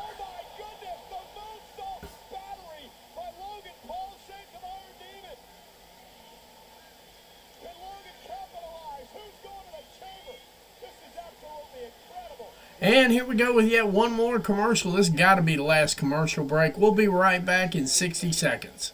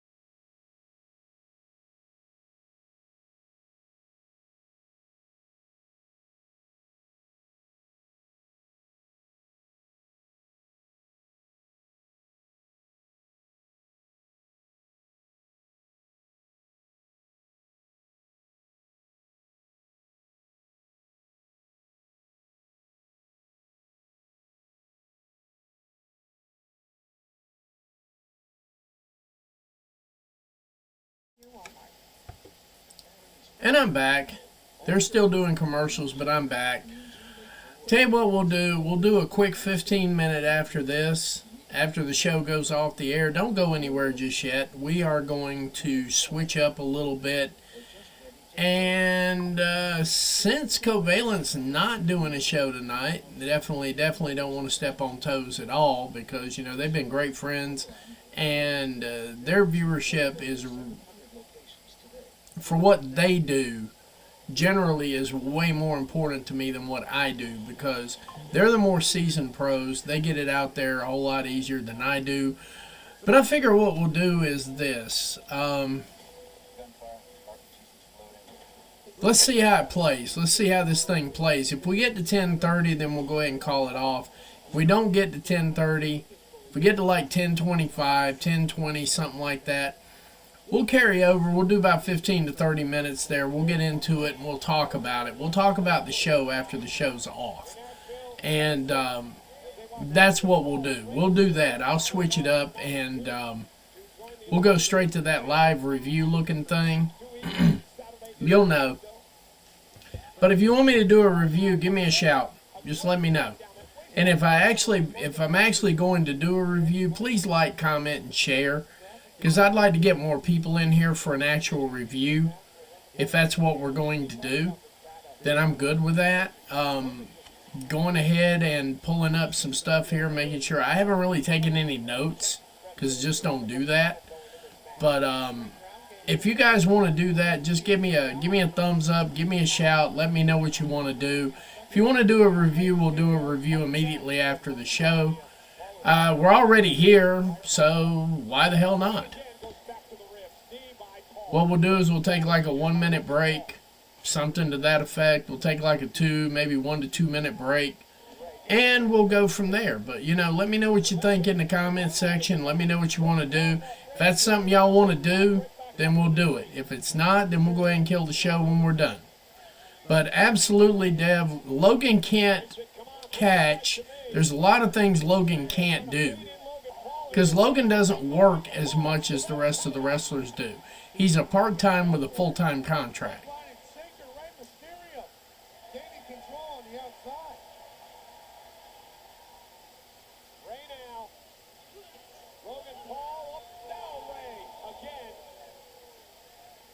Just kind of let me know what y'all want to do as we get closer to the end of the show. If that's something y'all want to do, we'll go ahead and do it. If we do, I'll go ahead and let all my group chats and stuff like that know so that we can get caught up and all that goody stuff right there. But yeah. There we go. Now, that's even, yeah, I like that even better.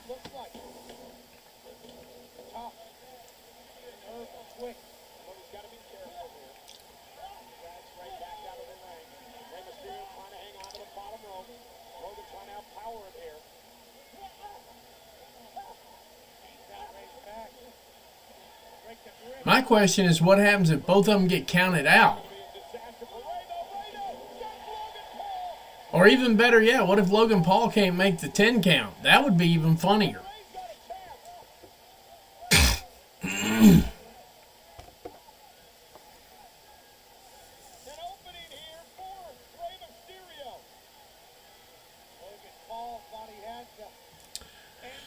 Oh, we're over 130 now. Thank you.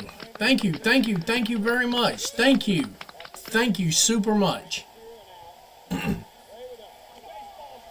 Baseball slide across the torso of Logan Paul. And it didn't look too bad doing that either.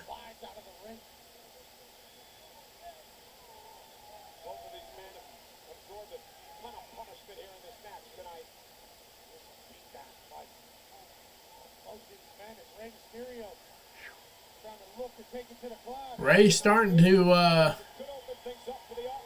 oh, Thesz press. Another Thesz press. Swanton. Moonsault. Not enough for 3, though.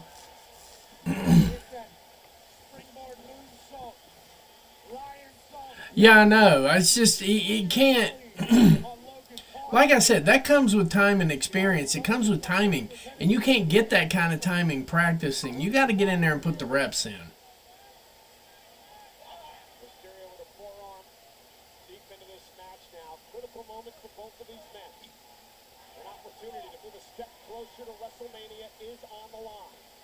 Mysterio now. Down goes Paul. Great run by Ray.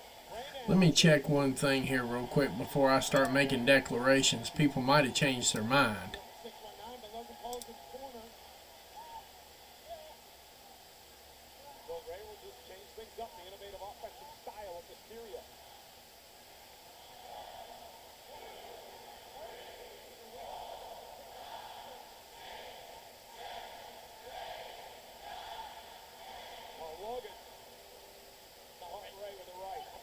For 619 punches there. Yep, we're all clear for that. No, I guess the PC training ain't working out well for too many people at all. Not enough for 3, though. Logan just barely getting the 2 count out of that.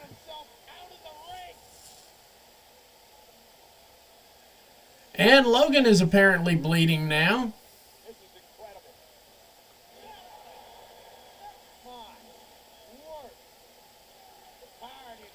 Logan has apparently bit his tongue or something because he's bleeding. Logan Paul on full display, and he still can't put Rey Mysterio away. Yeah, perhaps Paul's getting frustrated here.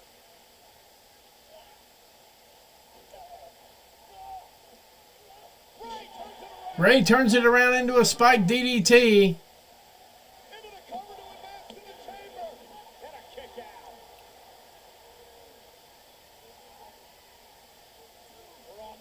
We're on the road All right. here in Nashville, Tennessee for Monday Night Raw on Let me go ahead and start changing this up a little bit. 9 members of the WWE Universe. Watching Rey Mysterio.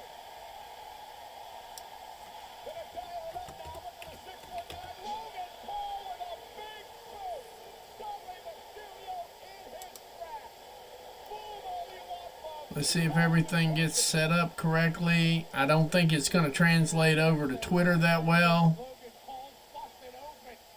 We'll hit the update one more time. No, it's updating. Now Logan wants to bust the nose of Mysterio, who slips out underneath. And now Logan perhaps getting a bit frustrated. May make a mistake here, and it could May make a mistake. He has made a mistake. Mysterio with Logan up. Rey Mysterio down. Power bomb. Shoulders not down. Now they're down. Not enough for 3 though. Logan kicking out just in the nick of time. Let me see if that's translated over just yet. Lock his body up and keep his shoulder up for Rey Mysterio. Couldn't start that count immediately after a insane display of power. Sit-down powerbomb by Rey Mysterio. Again, an opportunity to head to the chamber on the line. Mysterio this time will connect with a 619. Logan Paul. Connecting with a 619. Looks like we're getting close to the end here. Elimination chamber spot on the line. Rey with a chance. Top rope from the dive, but Logan got the knees up. Logan Paul with the titanium. Uh-oh. And Logan Paul just pulverized Rey Mysterio. And Logan Paul picks up the victory. They barely got to 10:30. I know who's not going to win. I do know who's not going to win. Yeah, the match, they had to drag it out, Catherine. They had to get to that 10:30 mark. To the elimination chamber. Titanium plate in his right hand. Logan And it looks like we're going to have at least another 2 to 3 minutes of talking here. We're going to call that the Equalizer. Logan Paul qualifies for the chamber match. He joins CM Punk. All right, let's see where I got this thing hit up at. All the 6 spots are set for Toronto. 2 weeks from Saturday. They're booing his ass, but Logan Paul just put on a clinic. As did Rey Mysterio. I'm still hungry. How can I be so good looking and still hungry? A disappointed Rey Mysterio as Logan Paul celebrates. There will be a slight delay here, ladies and gentlemen. Oh my God! What the hell are New Day doing? And New Day's in there beating the crap out of them. And they went straight to killing the show.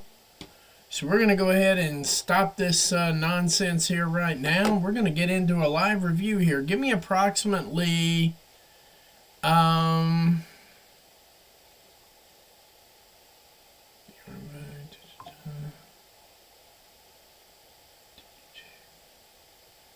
Man...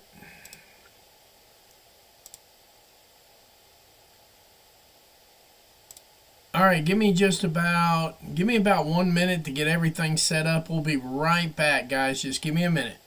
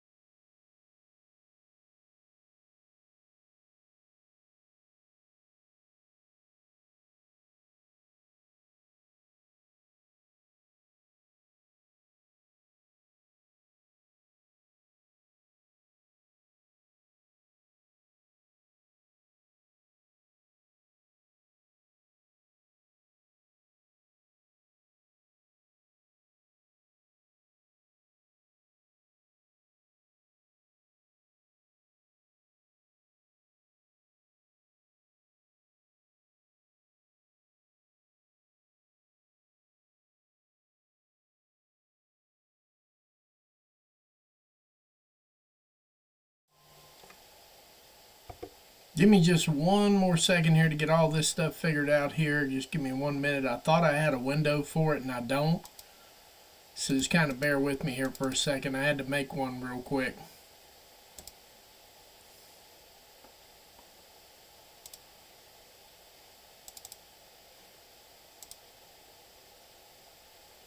Yep, looks like we got it just about right here. There we go. We got basically everything kind of working. There we go.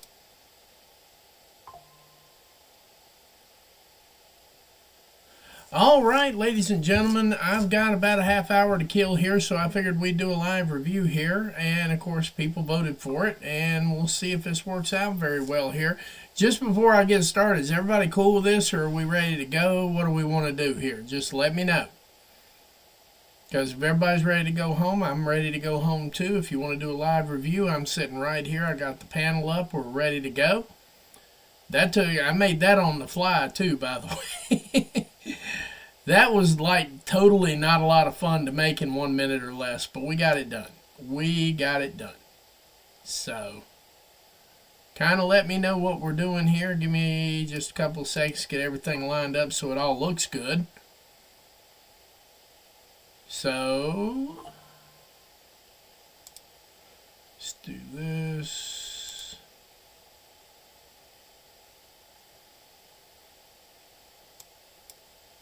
Okay.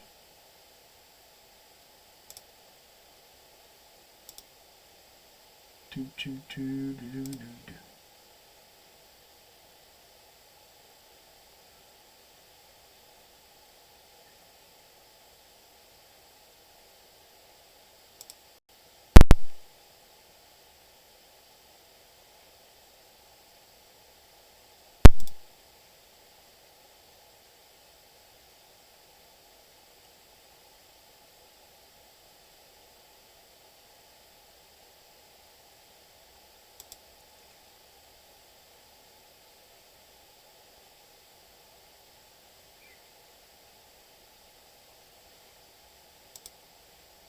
Okay, got everything all set up here.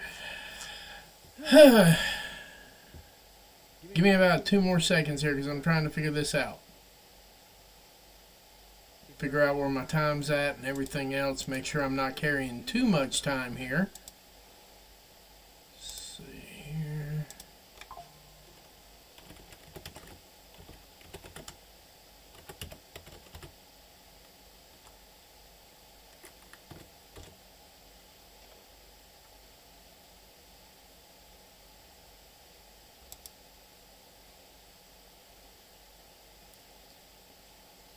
Let's see how far we got with this one here.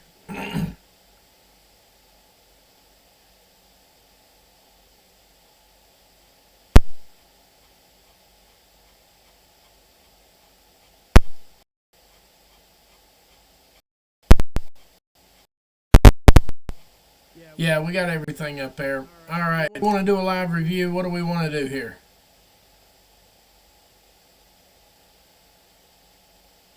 Live review. I got 1 vote for live review. Are we doing another one? Do we get 2? Do I hear 2? Do I hear 2? That's all right. We'll go ahead and do it. Welcome to your Monday Night Raw live review. I am your host, the Matty Man, live on Grabs TV and the Sicko Show. We just did our live watch along here, and we are here for the live review. Oh boy.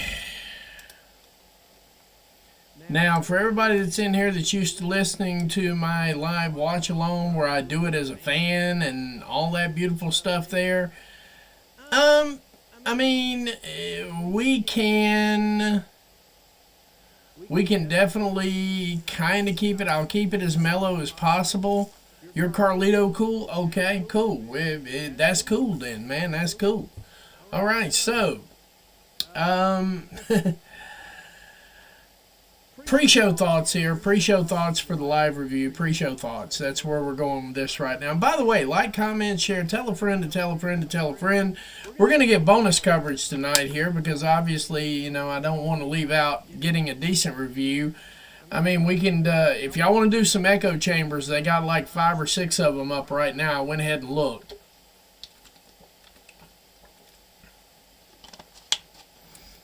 but I think Drake's working those. So, just to give you a general idea of what I think you're going to get out of this. Yeah, no DQs got theirs. Full Raw recap. It is what it is, what it is, what it is. And, of course, there's a couple other people out there doing it. If you want to jump onto those are going to be your echo chambers. Those are going to be the places where you're going to hear what you want to hear. This is probably not going to be a stream if you're looking for all kinds of total positivity. I'm going to keep it as positive as I possibly can tonight. There's a lot to go over. There's a lot to unpack on this thing right here. And like you said, we're one step closer to filling the Elimination Chamber for both the men and the women. And tonight gave us a little bit of stuff to work with here. Just a little bit. Not a lot, because WWE doesn't give you what you need. They give you what you want. So we had some matches there. We had Damage Control with Dakota Kai and Io Sky going against Liv Morgan and Raquel Rodriguez.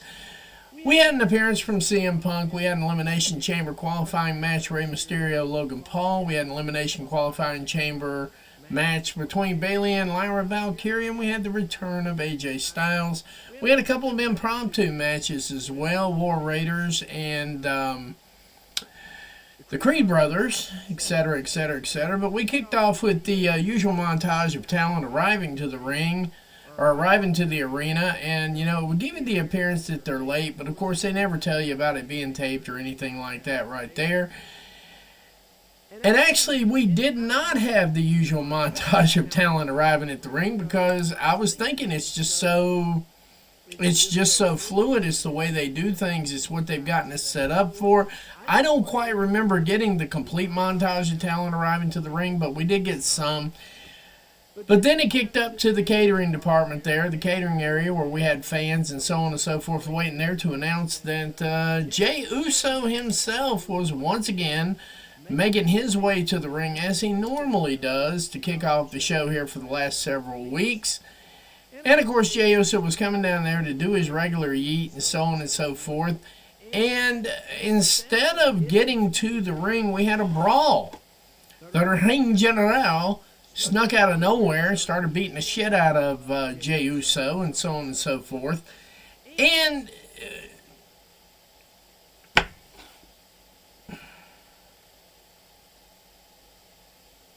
it was all fun and games until we kicked out on that part there. And pre-game thoughts on this. First off, we're going to get back to what we were talking about at the beginning of the show when we were doing the watch-along and so on and so forth, where Catherine asked a question, what do you think they're going to do with the people that they're bringing in? First off, I don't know that Aleister Black is going to actually make the full transition over to WWE. He mentioned that he may go out on the indies for a little while. That remains to be seen. One thing I do know is that the Hounds of Hell are kicking out really good over in AEW, and it does look like he was the impetus to them actually being formidable on television. And I really honestly, I'm getting to that part there, Deb. Just give me a couple of minutes here. We're about to get into the actual show itself. Miro, I think, is going to be absolutely useless to anybody. That's just my personal thoughts on that. And Ricky Starks is going to flame out before he flames in. And the talent that they got shed of, unencumbered by what has been, so to speak. There are about 3 or 4 people in that talent pool that they probably could have done something with, and they didn't do anything with them. So if you're asking me what I think they're going to do with them, they're going to show them off like they're brand new shiny toys for about 6 weeks, Penta. And when they get done showing off their bright shiny toys, they're going to feed them to their regular superstars to lose quite regularly to. And I'm not exactly including Jordan Grace in that just yet. But on a side note, for those of you who are paying attention today on the twits, we had an announcement of some brand new names that WWE is getting trademarked. And I'm not even going to get into that because I'd have to dig the tweet back up again. I don't feel like it's going to contribute anything to the show to do that.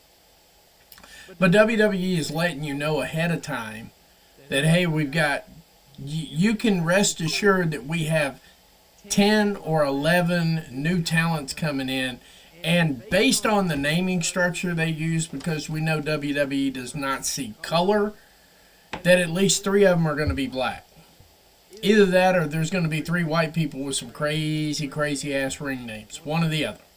So they're going to be indistinguishable ring names from based on who they are and what they are. So we know that's coming to effect right now. Personally, I don't see anything positive coming out of this yet, but it remains to be seen. I still don't see anything positive coming out of Penta. They're trying. But the show opened up. We focused in on Jey Uso up in the stands with the crowd, working his way down. Now, I'm not going to shit all over that. A lot of people do. I don't, because I do see the point when we're talking about children. And the children are digging it, and that's basically what built John Cena. I'm kind of hoping that maybe Jey Uso can get a little bit of that rub. Yeah, from all that yeeting, that's a good question right there, Catherine. I think there's going to be a lot of orthopedics smiling. I think orthopedics sit here and watch this stuff and just smile and count dollars. Just to be honest with you. I'm not even kidding about that. I wish I were, but I'm not.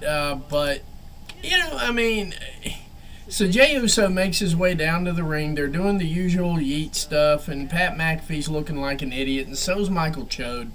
And all of a sudden, out of nowhere, literally out of nowhere, Gunther gets involved, flapjacks him, and starts beating the ever-living hell out of him for absolutely no reason, because nothing says don't face me like a certified ass-whooping right in the middle of the ring. But then again, that's using some thought processes there. So, I mean, it was, according to some people, they thought it was red hot to start with a momentous announcement of Uso versus Gunther for WrestleMania. The first match made official for WrestleMania is definitely going to be Jey Uso. It's a long story short, getting through all of the beat down and everything like that. Gunther's attack was reasonably executed. The timing was okay, and Michael Cole panicking just kind of added a little bit to it, but it kind of oversold it. This was overproduced. It was overhyped. Nothing wrong with the outcome of it, because we got the obvious outcome that we knew we were going to get when we get Jey Uso and Gunther doing the World Heavyweight title match. So we know where Jey Uso's going now, and that also leaves the door open for what's going on in the chamber. Gives you a little bit of a peek into who they're definitely going with at this point here. I got a feeling, like Catherine said, that this is John Cena's party and everybody else is just showing up. Because at the end of the day, I do see Seth Rollins, I do see Roman Reigns, and I do see CM Punk in a 3-way dance. They're probably going to make it a co-main event so that CM Punk can say, they can tell CM Punk straight to his face, you got your main event, now go away. If I'm just being honest with that, Ricky Starks will be your new Speed champion sooner rather than later. And it will be Ricky Starks and Penta going one-on-one every Wednesday for that Speed title for the foreseeable future. But, you know, it is what it is. Some days it is what it is. Dom did do all the teasing for that. We'll get to that here in just a few minutes too, because this is not going to be a long review, guys. I'm going to try to get us out of here by 11:15 tops, because I got a real long day ahead of me tomorrow, and I don't even know where to start with it. It's a lot of real life bullshit that I got to deal with. But you know what? If they're not doing a show, we need to have at least something tonight that resembles it. I'm not near as good, but I'm going to give it a shot here. And then our first match of the night, Damage Control, with Io Sky and Dakota Kai facing Liv Morgan and Raquel Rodriguez. Now this one was, I want to make a lot of it a long story short. We'll go results based and give some thoughts on it. The actual result for this, Damage Control defeating Liv Morgan and Raquel Rodriguez. Not a great start by my estimation. If they're building a tag team program with Liv Morgan and Raquel Rodriguez, it's never good to start off with an L, even to a reasonably competent team, or what I considered to be at least marginally superior team. It's never good to start off your title run with that, but in the middle of this match here, as we saw later on with the Judgment Day segment, that at least they've cut that down to 1. I'll give them credit for that. They've cut that down to 1. But as we saw in the Judgment Day sequence over there, Liv Morgan did get her eye busted open, and that definitely wasn't a blade, because I don't see Liv Morgan intentionally blading herself. I mean, she's starting to get into this wrestling shit, but I don't know that she's that deep into it yet where she's running around with a blade and going to blade herself. But long story short on that, Damage Control picked up the pin. Liv Morgan got her eye busted open and was clearly bleeding at the end of the match, which is probably why they went to the go home quicker or sooner rather than later. That match felt like it had at least 2 to 3 more minutes of mat time in there, but the blood was starting to get uncontrollable and they couldn't keep the camera off of it. So I think they went ahead and did the go home on this. This match did absolutely nothing for anyone. This is your consolation, so to speak. This is a consolation prize for Io Sky. They pick up the win, and you know what? With what Deb said there, that kind of got me thinking maybe that was their end goal. So I'm going to leave this one open. I'm not going to lambaste it like I wanted to, and I really couldn't anyway, because Liv Morgan comes out of this thing bleeding. And her wrestling, I will say this, her wrestling is getting better. Raquel Rodriguez is getting worse. So I'm not exactly sure who they need to talk to, what they need to balance, who they need to fix it with, which coach they need to get with, which producer they need to get with, whoever's doing what, where, when, why, and how. But that conversation needs to happen at some point in time, because I can tell you right now, I did not have anywhere on my bingo card bragging about Liv Morgan's ascent in wrestling ability while talking about Raquel Rodriguez. I'm not underestimating Ricky Starks on the damn thing. But I'm not, I mean, what would make real good sense in that particular match is if Raquel Rodriguez picked up a little bit of extra steam herself, put up a little bit of extra talk, a little bit extra time in there. Something, I don't know what they need, but Liv is getting better, Raquel is getting worse. She's actually regressing right before your very eyes. And Liv is progressing right before our very eyes, too. I don't know what the end game for this tag team is right now. I realize that they're putting them out there as viable contenders for the tag team titles, but this was not it tonight. This was absolutely not it. It was horrible. The fact that Liv managed to get herself injured, and I still haven't seen it. I'm going to have to go back and watch the match again just to see if I can see where it was she actually got hurt, because she does those crying faces all the time so much that you can't pick out the point where you go, there it was.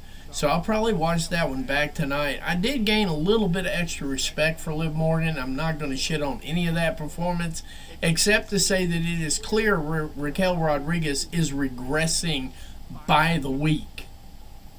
She's literally working in reverse by the week. And if WWE doesn't do something with that super quick, this program's going to be DOA on site. It really is. But yeah, Damage Control picking up the pin.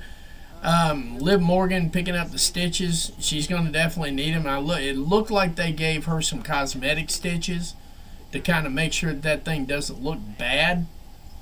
You know, I mean,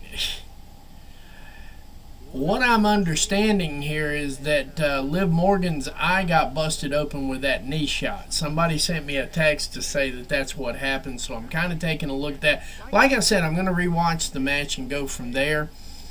And after that match, of course, we had the Elimination Chamber qualifier where Bayley versus Becky 2.0, otherwise known as Lyra Valkyria. I got to say, going into this match here, not even going to lie, I was sitting there watching the match, and I was thinking to myself, when are they going to turn Becky 2.0 on? So shout out to WWE on this one, because they could have easily pivoted towards Lyra Valkyria. It's good to see that Bayley is getting this shot to go to the Elimination Chamber. And when we were talking about releases on the way, Bayley's high on my radar for a release. So the fact that they were giving her this push, this rub to get her to the Elimination Chamber. Do I think it's going to amount to anything? Probably not. But at least they're giving her a shot to go in there and show off. The way I'm looking at it is they're giving her one more shot to go in there and sell. And if she can sell, she keeps her job. That's kind of how I'm feeling about this whole thing here. Because once they start doing releases, they usually do the basement releases first. Then they get some mid-card releases in, which we've already had. So the big piece now is who are they going to trim the fat on in the upper mid-card, lower main card style. Because they got to get rid of at least 2 or 3 more wrestlers with bigger paychecks than who they got rid of. And I know everybody's sitting there shaking in their boots right now.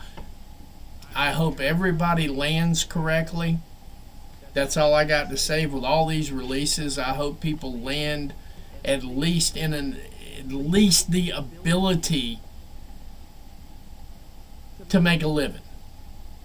Now, I'm not heartless when it comes to releases. I've lost a job or 2 in my lifetime. It sucks. There's never a good time to lose a job. You never lose a job when you're fat. You usually lose it when you're skinny. So, I mean, in all, yeah, it could have, Deb. That definitely could be part of it. But I don't know what's gotten into Liv here over the last, I'm going to be honest with you, over the last 2.5 months, I've been seeing this little progression in her. It's almost like she took what everybody had to say to heart and went out and did something about it. It really is. It kind of feels like to me that she took everything that everybody said to heart and went out and did something about it. But tonight was probably one of Liv's best performances. And I would have said that without the busted eye. She's starting to get it in the ring. And as much as I hate that disgusting laugh, if they would fix that part of it, you take where she's at in the ring right now, and you put the mic skills she could have if she slowed down a little bit and logically walked through it. Liv Morgan's not an idiot, guys. She's not stupid. You know, it's kind of like Maria Kanellis. She put on a caricature back in the earlier days, and you thought she was dumb as a bag of bricks. And then just one day out of the blue, she just smartened everybody up. Liv Morgan is not stupid. Liv Morgan can cut promos. I've seen her cut good promos. So if you put those good promos together with this progression that we're actually seeing, ring-wise, that could be a dangerous combination. And I don't know how WWE is going to handle that. I know how they handle organic pushes, so I'm kind of hoping everybody kind of stays off of that bandwagon. In other words, they don't give her that organic feel, so that I can see what WWE really wants to do with her and go from there. But she's getting progressively better in the ring, and that's not popular with everybody, but her skill set is getting progressively better. Every time I see her in the ring, there's something new. There's a spot she's hitting. There's something there. There's progression, and that's all that I ever want to see out of a wrestler. Especially somebody in her position where they put way too much, way too soon on her. You say, Matt, she's been there 10 years. You know what? Wrestling's one of those things you get when you get it. And unfortunately, a lot of wrestlers don't get it until they start getting into their 40s, late 30s, early 40s, they start getting it. She's starting to get the in-ring part now. And like I said, if you get rid of that disgusting laugh that she's got, because it is disgusting, and ladies, if you want to really know how to turn a man off, start laughing like that. A man will go flaccid over that. It just is not attractive. I don't care how good looking you are, that laugh is not attractive at all. But if she puts those two things together, if she gets to where she can start to cut good, logical, sequential promos. And she puts it with this improvement that she's got in the ring. She might legitimately pick up another couple of title runs out of this, not to mention the tag titles on that. What's up, Juanita? Hope you're doing well. Brand new to the show. This is Grabs TV, the Sicko Show. I'm your host, the Matty Man. We're in the current process of doing a live review of a show we just did a live watch-along on. You're welcome. Kick up your feet, hang out. Everybody be nice to Juanita. And she's coming in from Twitch, so apparently Twitch is actually working when they said it wasn't, so that's okay. We're good with that. So, but anyway, like I said, Damage Control picks up the pin, picks up the win. Io Sky picks up the win. Everybody's happy here. And I was in the wrong thing. You had me wrong on that. I was still sitting there talking about Lyra Valkyria and Bayley. Okay, so we moved on to that match. My bad. I just get confused. It's getting late. I've been doing this for a minute now, so I might make a couple other goofs. Apologize in advance. Women's Intercontinental Champion Lyra Valkyria was fighting Bayley for a chance to advance to the Elimination Chamber and compete for the right to go to WrestleMania 41. There are no cheat codes. There are no cheat codes tonight. I didn't see a cheat code. I didn't feel a cheat code. Okay, thank you, Juanita. My wife will appreciate that an awful lot. Thank you. Thank you. I didn't really see a cheat code in this thing, but one thing I am kind of happy of, we'll go to results based on this. Bayley picking up the win over Lyra Valkyria was sort of oh, you love Penta. Oh, good. Yeah, we were just talking about Penta. We were talking about Penta here earlier. We're going to be talking about Penta probably in just a few minutes. So like I said, I tell you like I tell everybody else. Like, comment, share, tell a friend to tell a friend to tell a friend. Let's get this place packed out. Don't be playing on my numbers now. I'm kidding, guys. I'm kidding. You know how I feel about numbers. I don't care. The fact that they are letting Bayley go over in this match tells me two things. Number one, they don't want to over-present Lyra Valkyria, which, of course, if they under-presented her anymore, she'd be absolutely Casper the Friendly Ghost out there. I mean, she'd be non-existent. The title would just be floating around in the air, and you'd be like, why is that title floating around in the air? But I think what they're trying to do is they're trying to keep her far enough away from any other title picture until they can figure out how they actually want to develop this title, because it's becoming clear that WWE had no direction for either the U.S. title or this Intercontinental title. They just put it on people as a here, shut up type thing. All right, we heard you. They should have belts. Here's some belts. Now shut up. And it's looking more and more and more like that every day. They let Bayley pick up the pin on this one. I think this is Bayley's last chance too. I said that earlier in the live watch-along. I'm saying it right now in your live review. I think this is Bayley's absolute last opportunity right here. Depending on how she performs in the Elimination Chamber, we may see her get released before WrestleMania. And I'm not even joking about that. You can call it a hot take. You can call it whatever you want. But when WWE starts chopping, nobody's safe. And she would represent an upper mid-card, lower main card cut. So right now they're presenting her like this is her absolute last shot. Bayley picks up the win on that thing with some kind of weird pinning combination where she countered a crucifix and turned it into a pin out of nowhere. Stopped the match pretty quickly and so on and so forth. And then right after that, we had the one, the only, the phenomenal one himself, AJ Styles, came down to the ring to cut a promo and was interrupted by dumbass Dirty Dom. And I can't tell you right now, when I woke up this morning, I said, you know what would just really get the juices flowing today? You know, this would just get my creative juices flowing. Is if we could get an AJ Styles Dominic Mysterio feud planned. If we could just put that shit together, my life would be so much better. And damn it, WWE gave it to us. The problem is I didn't wake up this morning wanting that feud, and then when I saw it coming together, I told y'all right in the middle of the live watch along, I'm like, this program's DOA before it even gets started. I don't understand for the life of me why in the world they keep trying to tether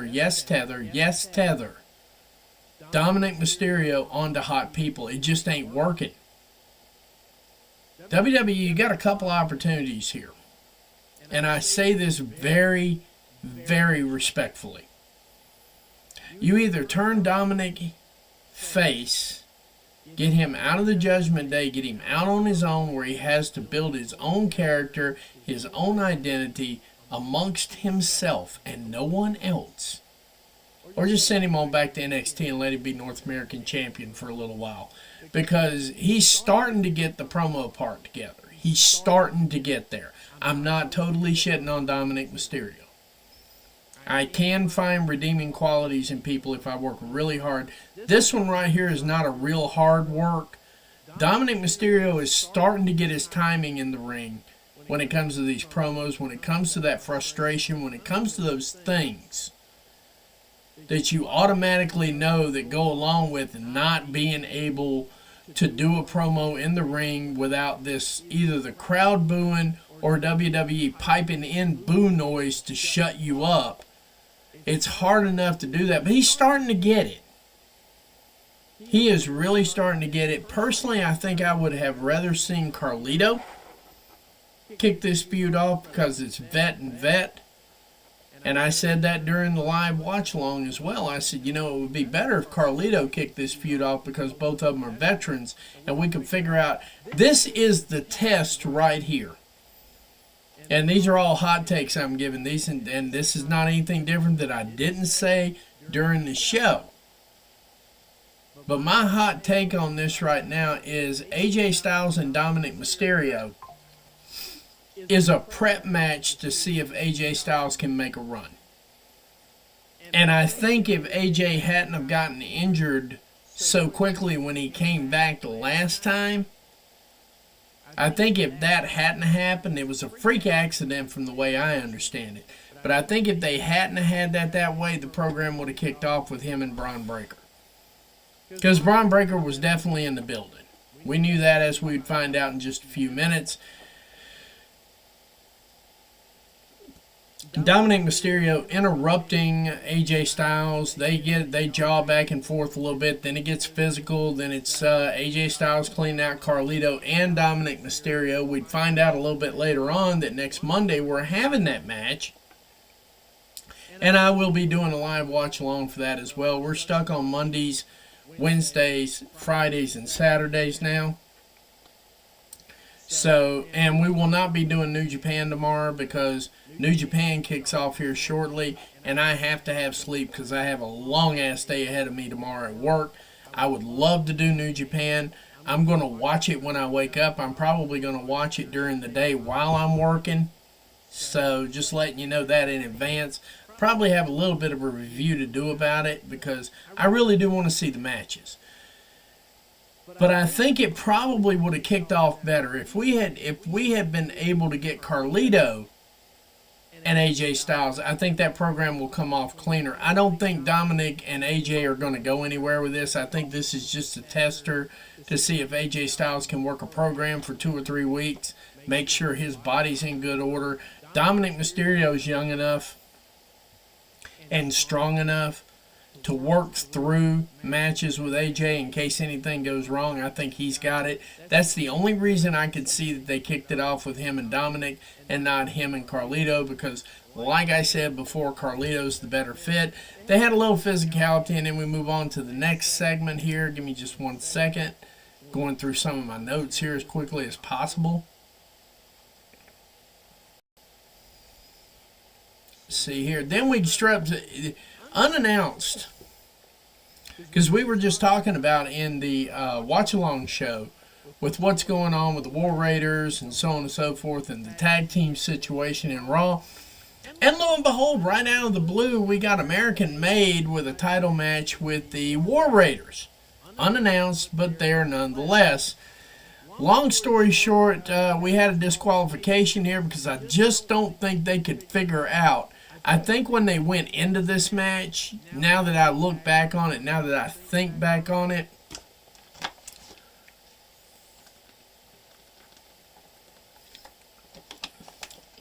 now that I think back on it a little bit, I think they went into this match intending to have not the kind of fuck finish we got, but I think they had a fuck finish in mind, but for some reason they couldn't get to it. And I think the time ran out on what they were working on in the ring, so they called an audible for this. But the War Raiders won by disqualification when the Creeds grabbed the belt, hit them with the belt in front of the referee. The referee calls for disqualification. We have further physicality before we had, I think we had a save in there somewhere. Everything kind of runs together as you get later and later. Yeah, no, we didn't have a save. I didn't think we had a save in there, but the War Raiders defeated American Made via disqualification. Backstage, we had AJ Styles and Intercontinental Braun. I can talk tonight. Backstage, we had AJ Styles in a stare down with Intercontinental Champion Braun Breaker. And of course, also in the back there, we had the match made between Rhea Ripley and Io Sky for the Monday Night Raw following the Elimination Chamber. That tells me that Rhea Ripley will not be working Canada, because there was absolutely no way she can guarantee the match if she was working. So that was the end of that there. And of course, following that, not to be outdone, creatively bankrupt WWE sends Phil Brooks out. You know him as CM Punk. He talks about losing in the Royal Rumble. Talks about he's going to be in the Elimination Chamber. We got just a little bit of glimpse of the Punk crash out. We got just a little bitty glimpse of it. We got just a little glimpse of it tonight when he started going off on John Cena. After that, of course, he's interrupted by Logan Paul. They jab a little bit back and forth. They jaw a little bit, and they jaw a little bit, and they jaw a little bit. They get quips in on each other. They weren't very good, guys. This is quite possibly the worst promo exchange I've seen in WWE in probably... I'd actually have to think about this, and I'm already 6 years back. I'm trying to think of a promo that was worse than this promo set. And by that, I mean by a top star and a perceived top-tier star in Logan Paul. When they put you in that top title picture and they start putting you in this title picture here, you're expected to be proficient on the mic, in that ring, on commentary, out in ambassadorship. You're expected to be perfunctory at that point. By the time they stick you in line, on course, where you could potentially win a world title shot, then they've got you. You're supposed to be tighter than you were. The mic quips back and forth were okay. The deep dives, not so much.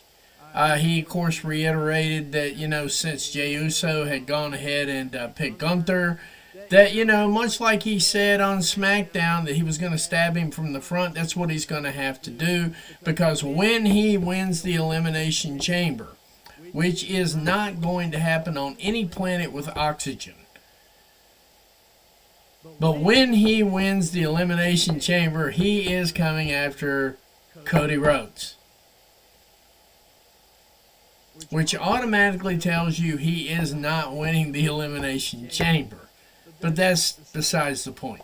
Him and Logan jaw a little bit, and then he finally gets out of the way, gets out of the ring, and Rey Mysterio comes down, and we have our main event ready. They were struggling tonight. They were struggling.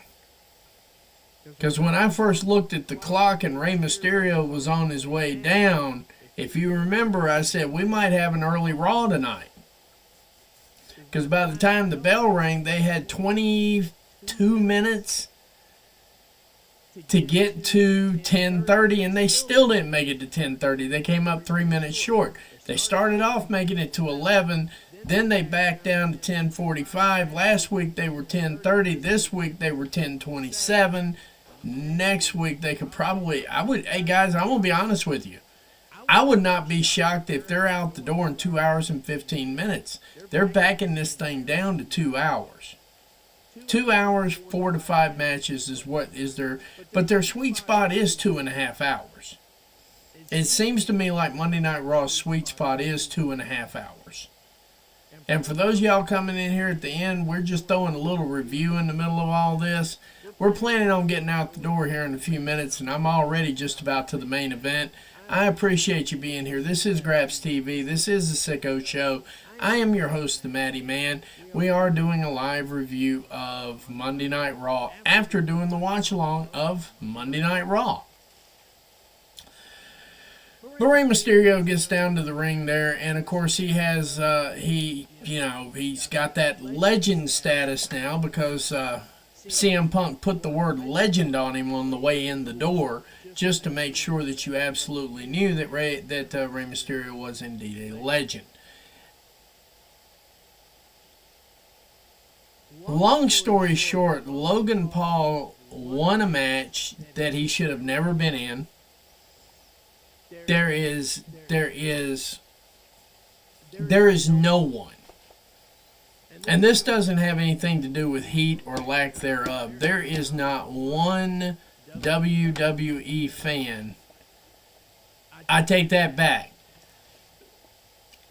Let me take that back because I can't say that I haven't seen people clamoring for Logan Paul to be in the Elimination Chamber. I have.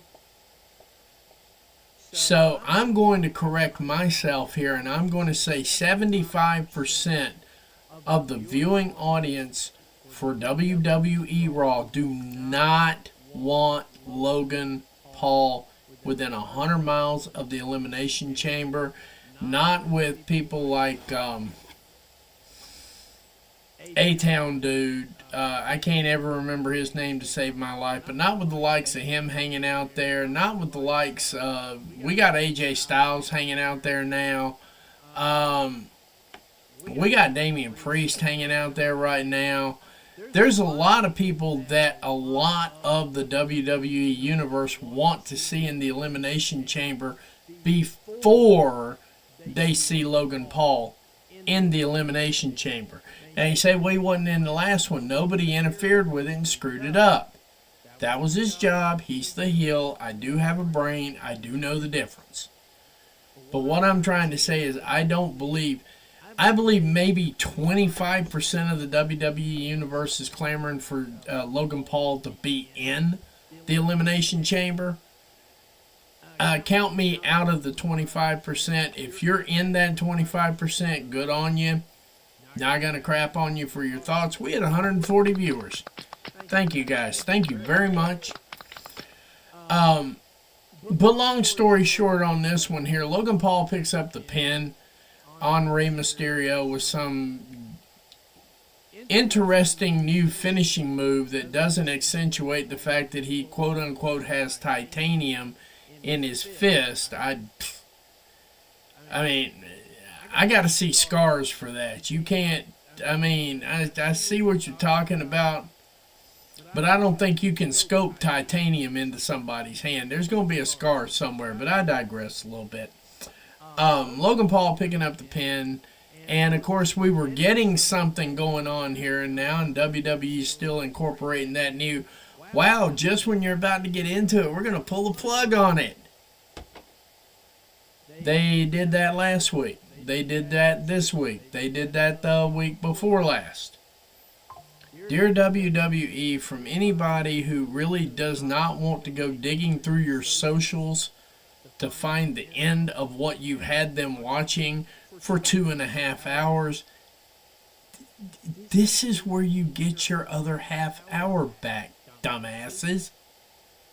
Why is it that the most simple things, the most obvious things, escape production? It's almost like, no, we're going to 10:30 and that's it. And literally the last 3 minutes of it was filler building up for something they just cut the feed to. Some people may go, oh, now I got to go to Twitter, or I got to go to Facebook, or I better get over on YouTube and see the end of this show. Count me the fuck out of that. If you've had my attention for 2.5 hours and you can't give me the last 5 minutes of it on an open forum, do what you want, when you want, how you want outlet, what makes you think I'm going to go, wow, I have got to get back to Twitter to see the end of this? No! Same thing with NXT. It's been happening. That's why I don't cover it. I'm not covering NXT until they figure out how to program it correctly. That's the bottom line. I mean, they do this on a weekly basis with NXT now. It's very annoying. Your fans do not want to clamor to social media after trying to digest 2 hours, 2.5 hours, 3 hours of some of the most mind-boggling, what the fuck were you thinking moments. The last thing anybody with an IQ above freezing wants to do is run right back to social media and get re-engorged with what you already engorged them with. It ain't happening, my guys. It ain't. And if nobody's told you that yet, Trips, let me be the first to tell you. It's bad booking, it's lazy booking, it's lazy production, it's bad production. You know it, I know it. First-year film students at the School of the Arts know it. It's not hard to figure out. Every once in a while, you can do the cuts. But it's getting to the point now where it means absolutely nothing. Cutting off at the end of the show when you do it every damn week doesn't work. It's not working. Go back to actually finishing stories on live television. Or if you're going to cut something off, cut the medical run out. If you're going to cut something out of television, pan up to the ambulance and cut the feed. That's when you cut the feed. Now we're going to have to go back. And I don't really care to go back. It's been about 45 minutes. I really don't care to go back and figure out what happened. It's not my business to chase your production. It's your business to chase me. That's how it works. I'm not chasing your production crew to figure out what should have happened there. You're going to have to come see me about that. And if you've decided you're not going to come see me, I've decided that I'm not going to keep giving this the time of day. You cut off the end of the show, it got cut off. Guys, I don't know what happened after that. I'll look at it tomorrow after I've had time to digest everything I've seen tonight. But that's about it. That's about it. Anyway, they cut the show off here at the end. We have absolutely no idea what was happening between Logan Paul and Rey Mysterio unless you went to social media, which I have not as of yet had time to go do.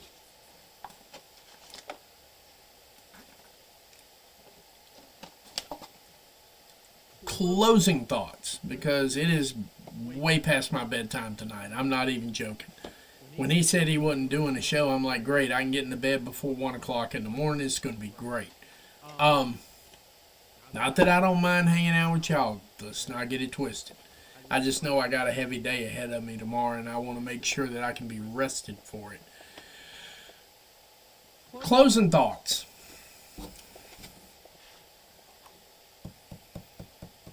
And I'm having to do this real time. I haven't really had time to digest everything I've seen. So what you're getting are unfiltered, unvarnished.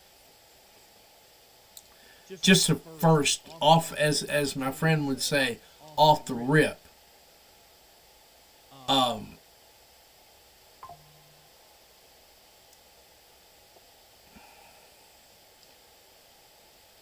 There were a couple of moments in the show tonight that we probably wish we had back.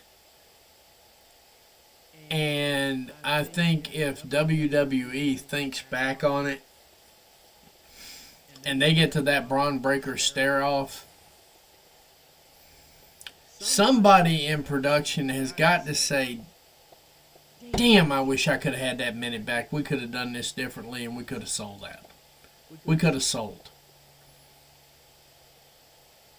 overall, I think we're getting an AJ Styles Braun Breaker WrestleMania program, because Braun Breaker always seems to get paired up with some good medium to top range talent to start building him up a little bit more.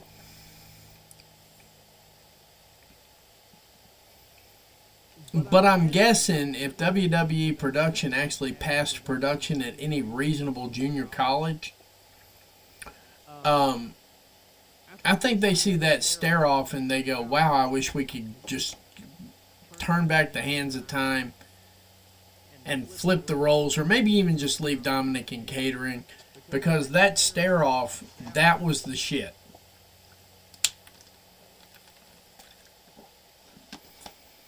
I think it made an instant connection with the fans, and I think that WWE, if they don't, they should be wishing that they had done it differently. I'm going to give the show a solid, from a fan perspective, analytical perspective. If I'm going just analytics tonight, no stories were really put forward. A lot of people just went through the motions. A couple of matches you were like, what's the fucking point? And so on and so forth. The best rating I could give this show right now would be about a 4. And the moment of the night was Liv Morgan getting her eye busted. This is a pivotal moment in her career.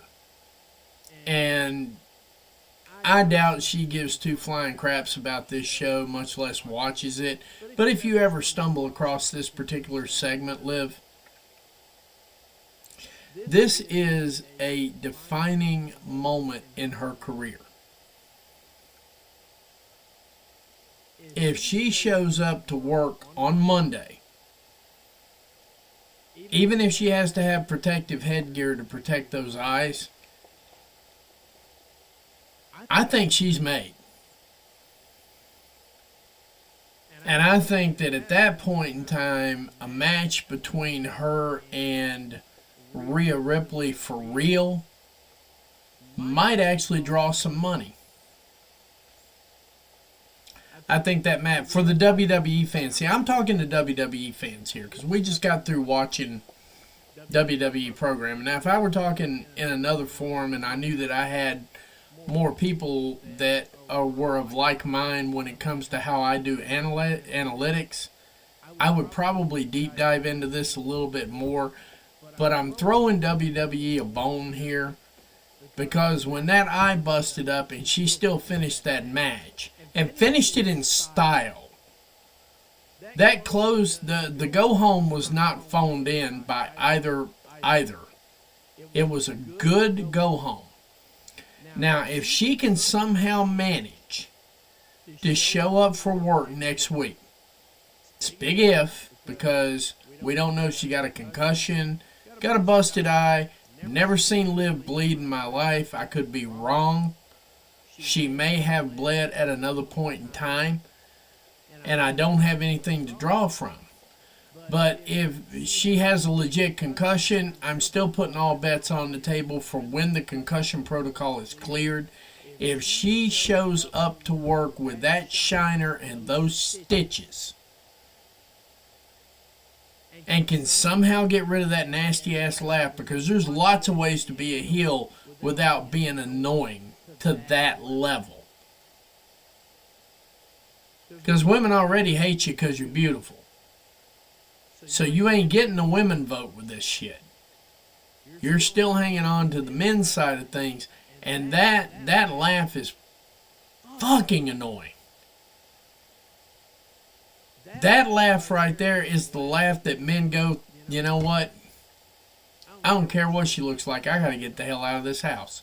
That's not heel heat, sweetie. It's just not. Figure it out. You're almost there. Figure it out. You're almost there in wrestling skills. Figure it out. Because if she can actually figure it out here, She gonna be right back in the main event title picture quicker than anybody. And I'm gonna say this one out loud because I don't really care. And Charlotte, you know I'm a big time fan of your dad. But if she figures this out right here, your spot on the roster's in danger. And I'm saying that point blank and that's not even a hot take, that's an observable fact. Because this is how I've been saying this for a little while now. WWE desperately needs that Bryan Danielson moment. Or Daniel Bryan, as y'all would know him. WWE desperately needs a Daniel Bryan moment to get back on track. And like I said,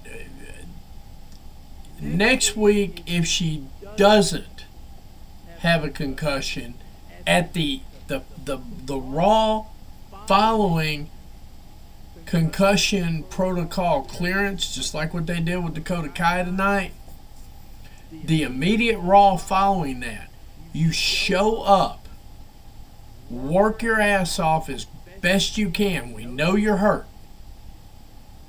And that's it. You're made. Dakota Kai showed me something tonight, too. Closing thoughts here. Dakota Kai showed me something tonight, too. Personally, I think she should take a considerable amount of time off, get a little bit of poundage on her, work out a little bit more, make sure all the parts work before you get back in the ring. And I know WWE's cutting left and right. Dakota Kai showed out tonight and showed off, and I do realize that she probably got injured on that missed kick on Raquel Rodriguez where she kicked the ring post. I'm going to tell you right now, I cringed when I saw that. Even though I didn't say anything in the show, that was a cringeable moment for me. So, but I say that to say this. Liv, if you can do what Dakota Kai did this week, because Liv don't get injured. You count on one hand the number of times she's been out. In fact, you probably have fingers left over. If you do this, this might be the spark that WWE needs. They're going to have to book you correctly. They're going to have to start booking correctly around you. And maybe we get that sort of moment that Daniel Bryan brought to WWE. See, everybody talks about the forced takeover and all that other stuff. But WWE had to step their booking up because they had to pivot in a way they were not accustomed to pivoting.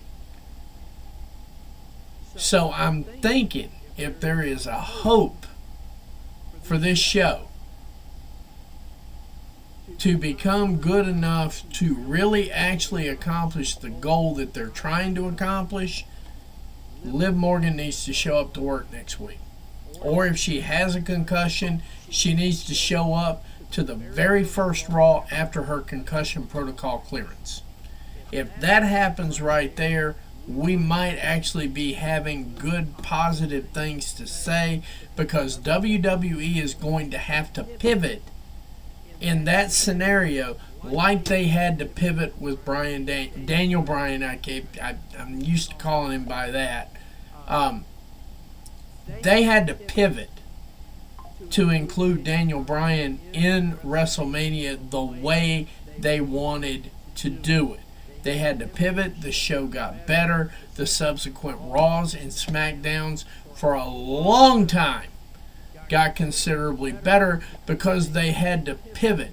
Daniel Bryan was never the choice for champion. So when he got to be the champion, they basically had to throw all their notebooks in the ground and re-script. And Liv Morgan is 150 miles away from a title right now.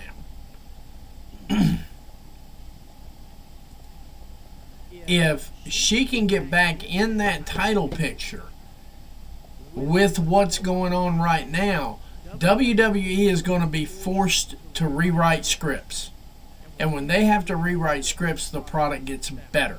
So if you wonder why I'm hanging on to this, it's not because I'm hanging on praying WWE will get better. It's that we watch these shows and we have to review them. I don't have to review them. This is a bonus. But the people who have to review them in a way and manner to maintain viewers, because if we all sat here and got real truthful, real honest, and real surgical, nobody'd ever watch it. You know, it's like I tell other people all the time, it's great that you know what's going on, but if you don't present it correctly, you're going to be yelling at the wind because you're not going to be talking to people.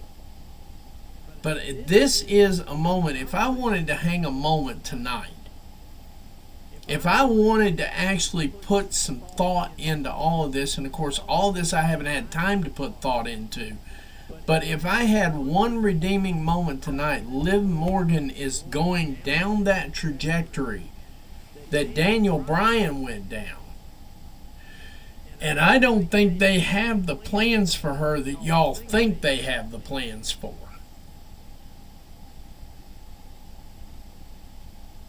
So the direction that she's heading, and once again, accident, total accident. Becky, total accident.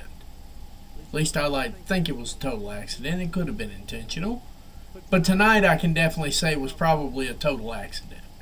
Because I've seen Io Sky go Joshi on people before, and she ain't busted skin because she understands the laws, rules, and regulations that WWE likes to operate under, and she knows what she does and what it will do. So I'm not just saying, well, you know, this is that and that is this, because no. But what I am saying is, because she put Liv in that position, if Liv is smart enough right now to pivot with what she's got, when people look back on WWE, especially those of us that review it and do the watch-alongs analytically, I always have to distinguish that, because when I'm doing the watch-along show, I'm sitting in the seat with y'all. I'm a fan. Right now, I'm an analyst. Big difference. But if you get Liv Morgan to do with that moment what I think she can do with that moment, we will have to respect her, because she will have single-handedly given us something that we can actually enjoy. At least at a marginal level. Not that I didn't enjoy the show tonight, but I enjoyed hanging out with y'all. That's where I get the enjoyment for the show. Because y'all are sitting in here, we're kicking it, we're talking, the comments were great. Guys, comment section, you fucking killed it. That's just all there is to it. You fucking killed it. That's what I enjoy about these shows. Now, granted, on some of the other promotional shows, the New Japans, the Defries, we've done a couple of GCWs that I wanted to do. So I just brought y'all along with me because I wanted to do them. Granted, some of those I do enjoy very much more, whether I've got 10 viewers or, in the case of some of these shows lately, 300 viewers. Whether I had 10 or 300, I can still have a good time. A lot of these WWE shows, I need you guys in here for, because I know it can be better. I'm not hating on the show. I know the talent they've got in the ring, for the most part.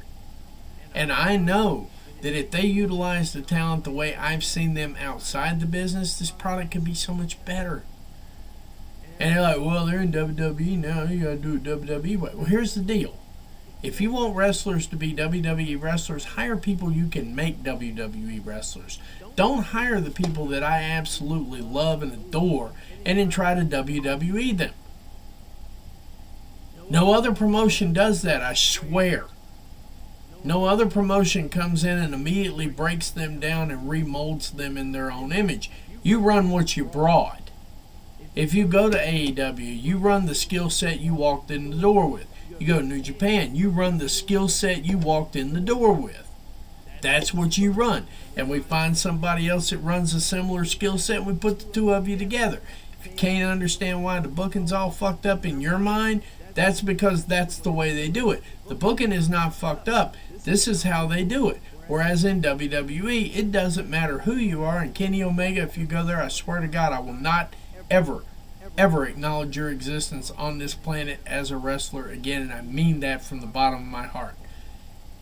But if Kenny Omega went to WWE, the first thing they do is try to break him down and build him back up with that hard cam style. And that's the style he'd have to wrestle.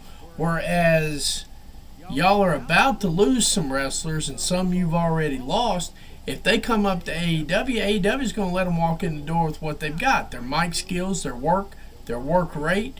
The AEW is going to let you bring that in a nice little suitcase, and you can pull it out and show it to all the people that they've got for an audience. If you go to New Japan, same thing. Go to GCW, same thing. TNA before the partnership, same thing.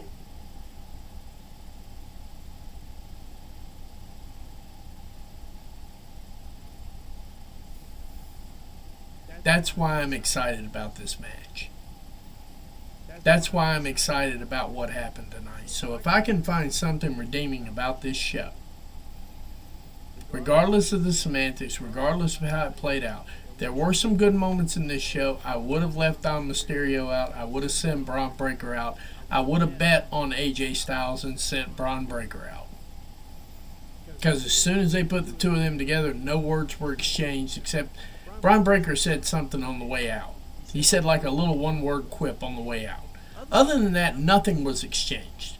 And the crowd popped their ass off for that. The crowd couldn't get enough of getting rid of Dom for the one you've got put together. Get in it, get through it, get out of it. Make this a 2, 3, maybe 2 or 3.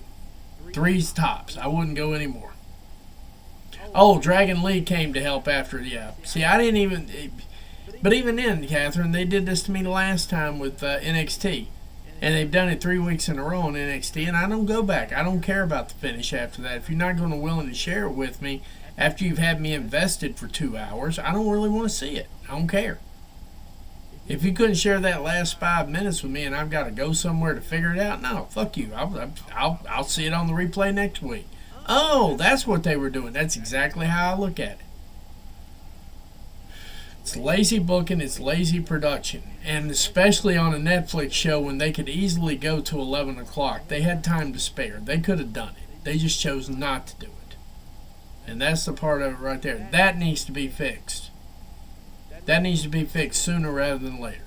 But getting back to what I was saying there on that stuff there with Liv Morgan, if she can show up for work next week, if she's not concussed, and she goes out and works a match, it's over with. It's over with. WWE's they're gonna have to fold. Now I'm not talking about financially, I'm talking about booking wise, they're gonna have to pivot. So that's the redeeming quality. That's why I thought that was the best point of the night. It's the best point in WWE Raw in 6 months. That is the best moment WWE Raw in 6 months. It's the best moment in WWE overall in 3 years. Maybe 4. It's that important. So, hoping that thing. But in the meanwhile, regardless of what I think about that, we all hope Liv Morgan's okay. We all hope she doesn't have a concussion. I don't like to see wrestlers get injured at all. Dakota Kai came out, worked like the rent was due, and it was obvious in her face the rent was due. We say, oh, they're working like the rent's due. No, you looked in her eyes, and she's like, I have got to get through this match. We have got to get to a positive outcome. Either I win or lose, but it still has to be a positive outcome, and I can't get hurt. That was the look in her eye. Congratulations, you made it. You got through it. I hope to God she didn't get hurt. That's all I got to say, because if she made it through this match here, she got a shot. If she gets hurt again, they're going to release her. She's gone. Dakota Kai fans, bye, see ya. Done, over with. But I think Raw's moving in a reasonable direction. I don't know if it's positive yet. I don't know if the conversation at Netflix has been had yet. But if they come out with another 2.1 million, I'm expecting a fire sale. I'm expecting a wholesale fire sale to come out of this thing. And I'm expecting them to perform better next week. No question. I'm expecting them to put on a show that Netflix can go, okay, we can keep this on television. We're going to get the viewers.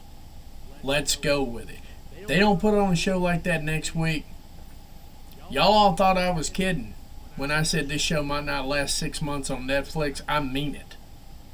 That's not doom and gloom. That's observable fact. If they pull another 2.1 million global, no, Netflix is going to call them in and call them up under the counter and say, guys, we need something better. And that's why I like this match tonight. Because I think Liv Morgan's getting them on track. If I were looking for a positive moment out of it. Overall, from a total analytical standpoint tonight, this show didn't cut it. This show didn't cut it. This show didn't cut it. This show didn't cut it. From an analytical standpoint, top to finish, this show didn't cut it. It needs to get better. It needs to get better sooner rather than later. And I know a lot of people are saying, oh, but it's just fine for me. Yeah, you're not the executive signing the $5 billion paycheck with $2.1 million. It may work for you. They need it to work for $10 million. And there is no way this product that we saw tonight is going to get them there. So it needs to become better. And I keep saying this stuff. And the reason we keep saying this is because a lot of WWE fans are hardwired to believe that this company is something that it is not. This company is not global. This company is not international. 2.9, 2.1, and 2.3. 2.9, 2.3, 2.1. There are 8.2 billion people in this world. Netflix has 200 million subscribers. 1% of their subscriber base tuned in last week. And that was the 7-day total, ladies and gentlemen. That's not the live view. This show needs to get better. I think tonight, by accident, literally by accident, is a step in the right direction. Now, how Liv performs coming out of this, I don't like to put that kind of pressure on anybody, but this show's riding on Liv's back. If she comes out of this thing and is able to work, they're going to have to pivot because the fans are going to receive that. Even the fans that hate her will receive that. Because everybody pulls for the underdog eventually. Everybody does. I've done it. You've done it. Don't lie to me and tell me you haven't done it. That was part of the conversation tonight. We were trying to find the underdog. Which I love that, guys. Deb, we need to keep that going. We need to keep that going for all the PLEs. I like that. It's a fucking fantastic idea. Great idea. Appreciate that. But yeah, this needs to happen sooner rather than later. I'm really sincerely hoping that tonight was the night. And I'm not hoping that because I'm patiently waiting for WWE to get better. I'm saying that because I know it needs to happen. Because if it doesn't happen, you're going to see some stuff that a lot of WWE fans are going to start crying about because some of your favorite wrestlers are going to go bye-bye. And you ain't going to want to see it, and you ain't going to want to hear it. But it is going to happen. Whether you like it or don't like it, learn to love it. It's the system. It's how it works. That's the only reason I keep saying this stuff over and over and over again. It's not doom and gloom. There is light at the end of this tunnel, and it's a freight train, and you need to get off the tracks. Because Netflix is not going to spend $5 billion for 2 million views. They are not. They never have. And if they got stuck with this contract, you best believe most of the executives will be out on their ass 15 minutes after the board figures it out. And they ain't going home like that. Just a heads up.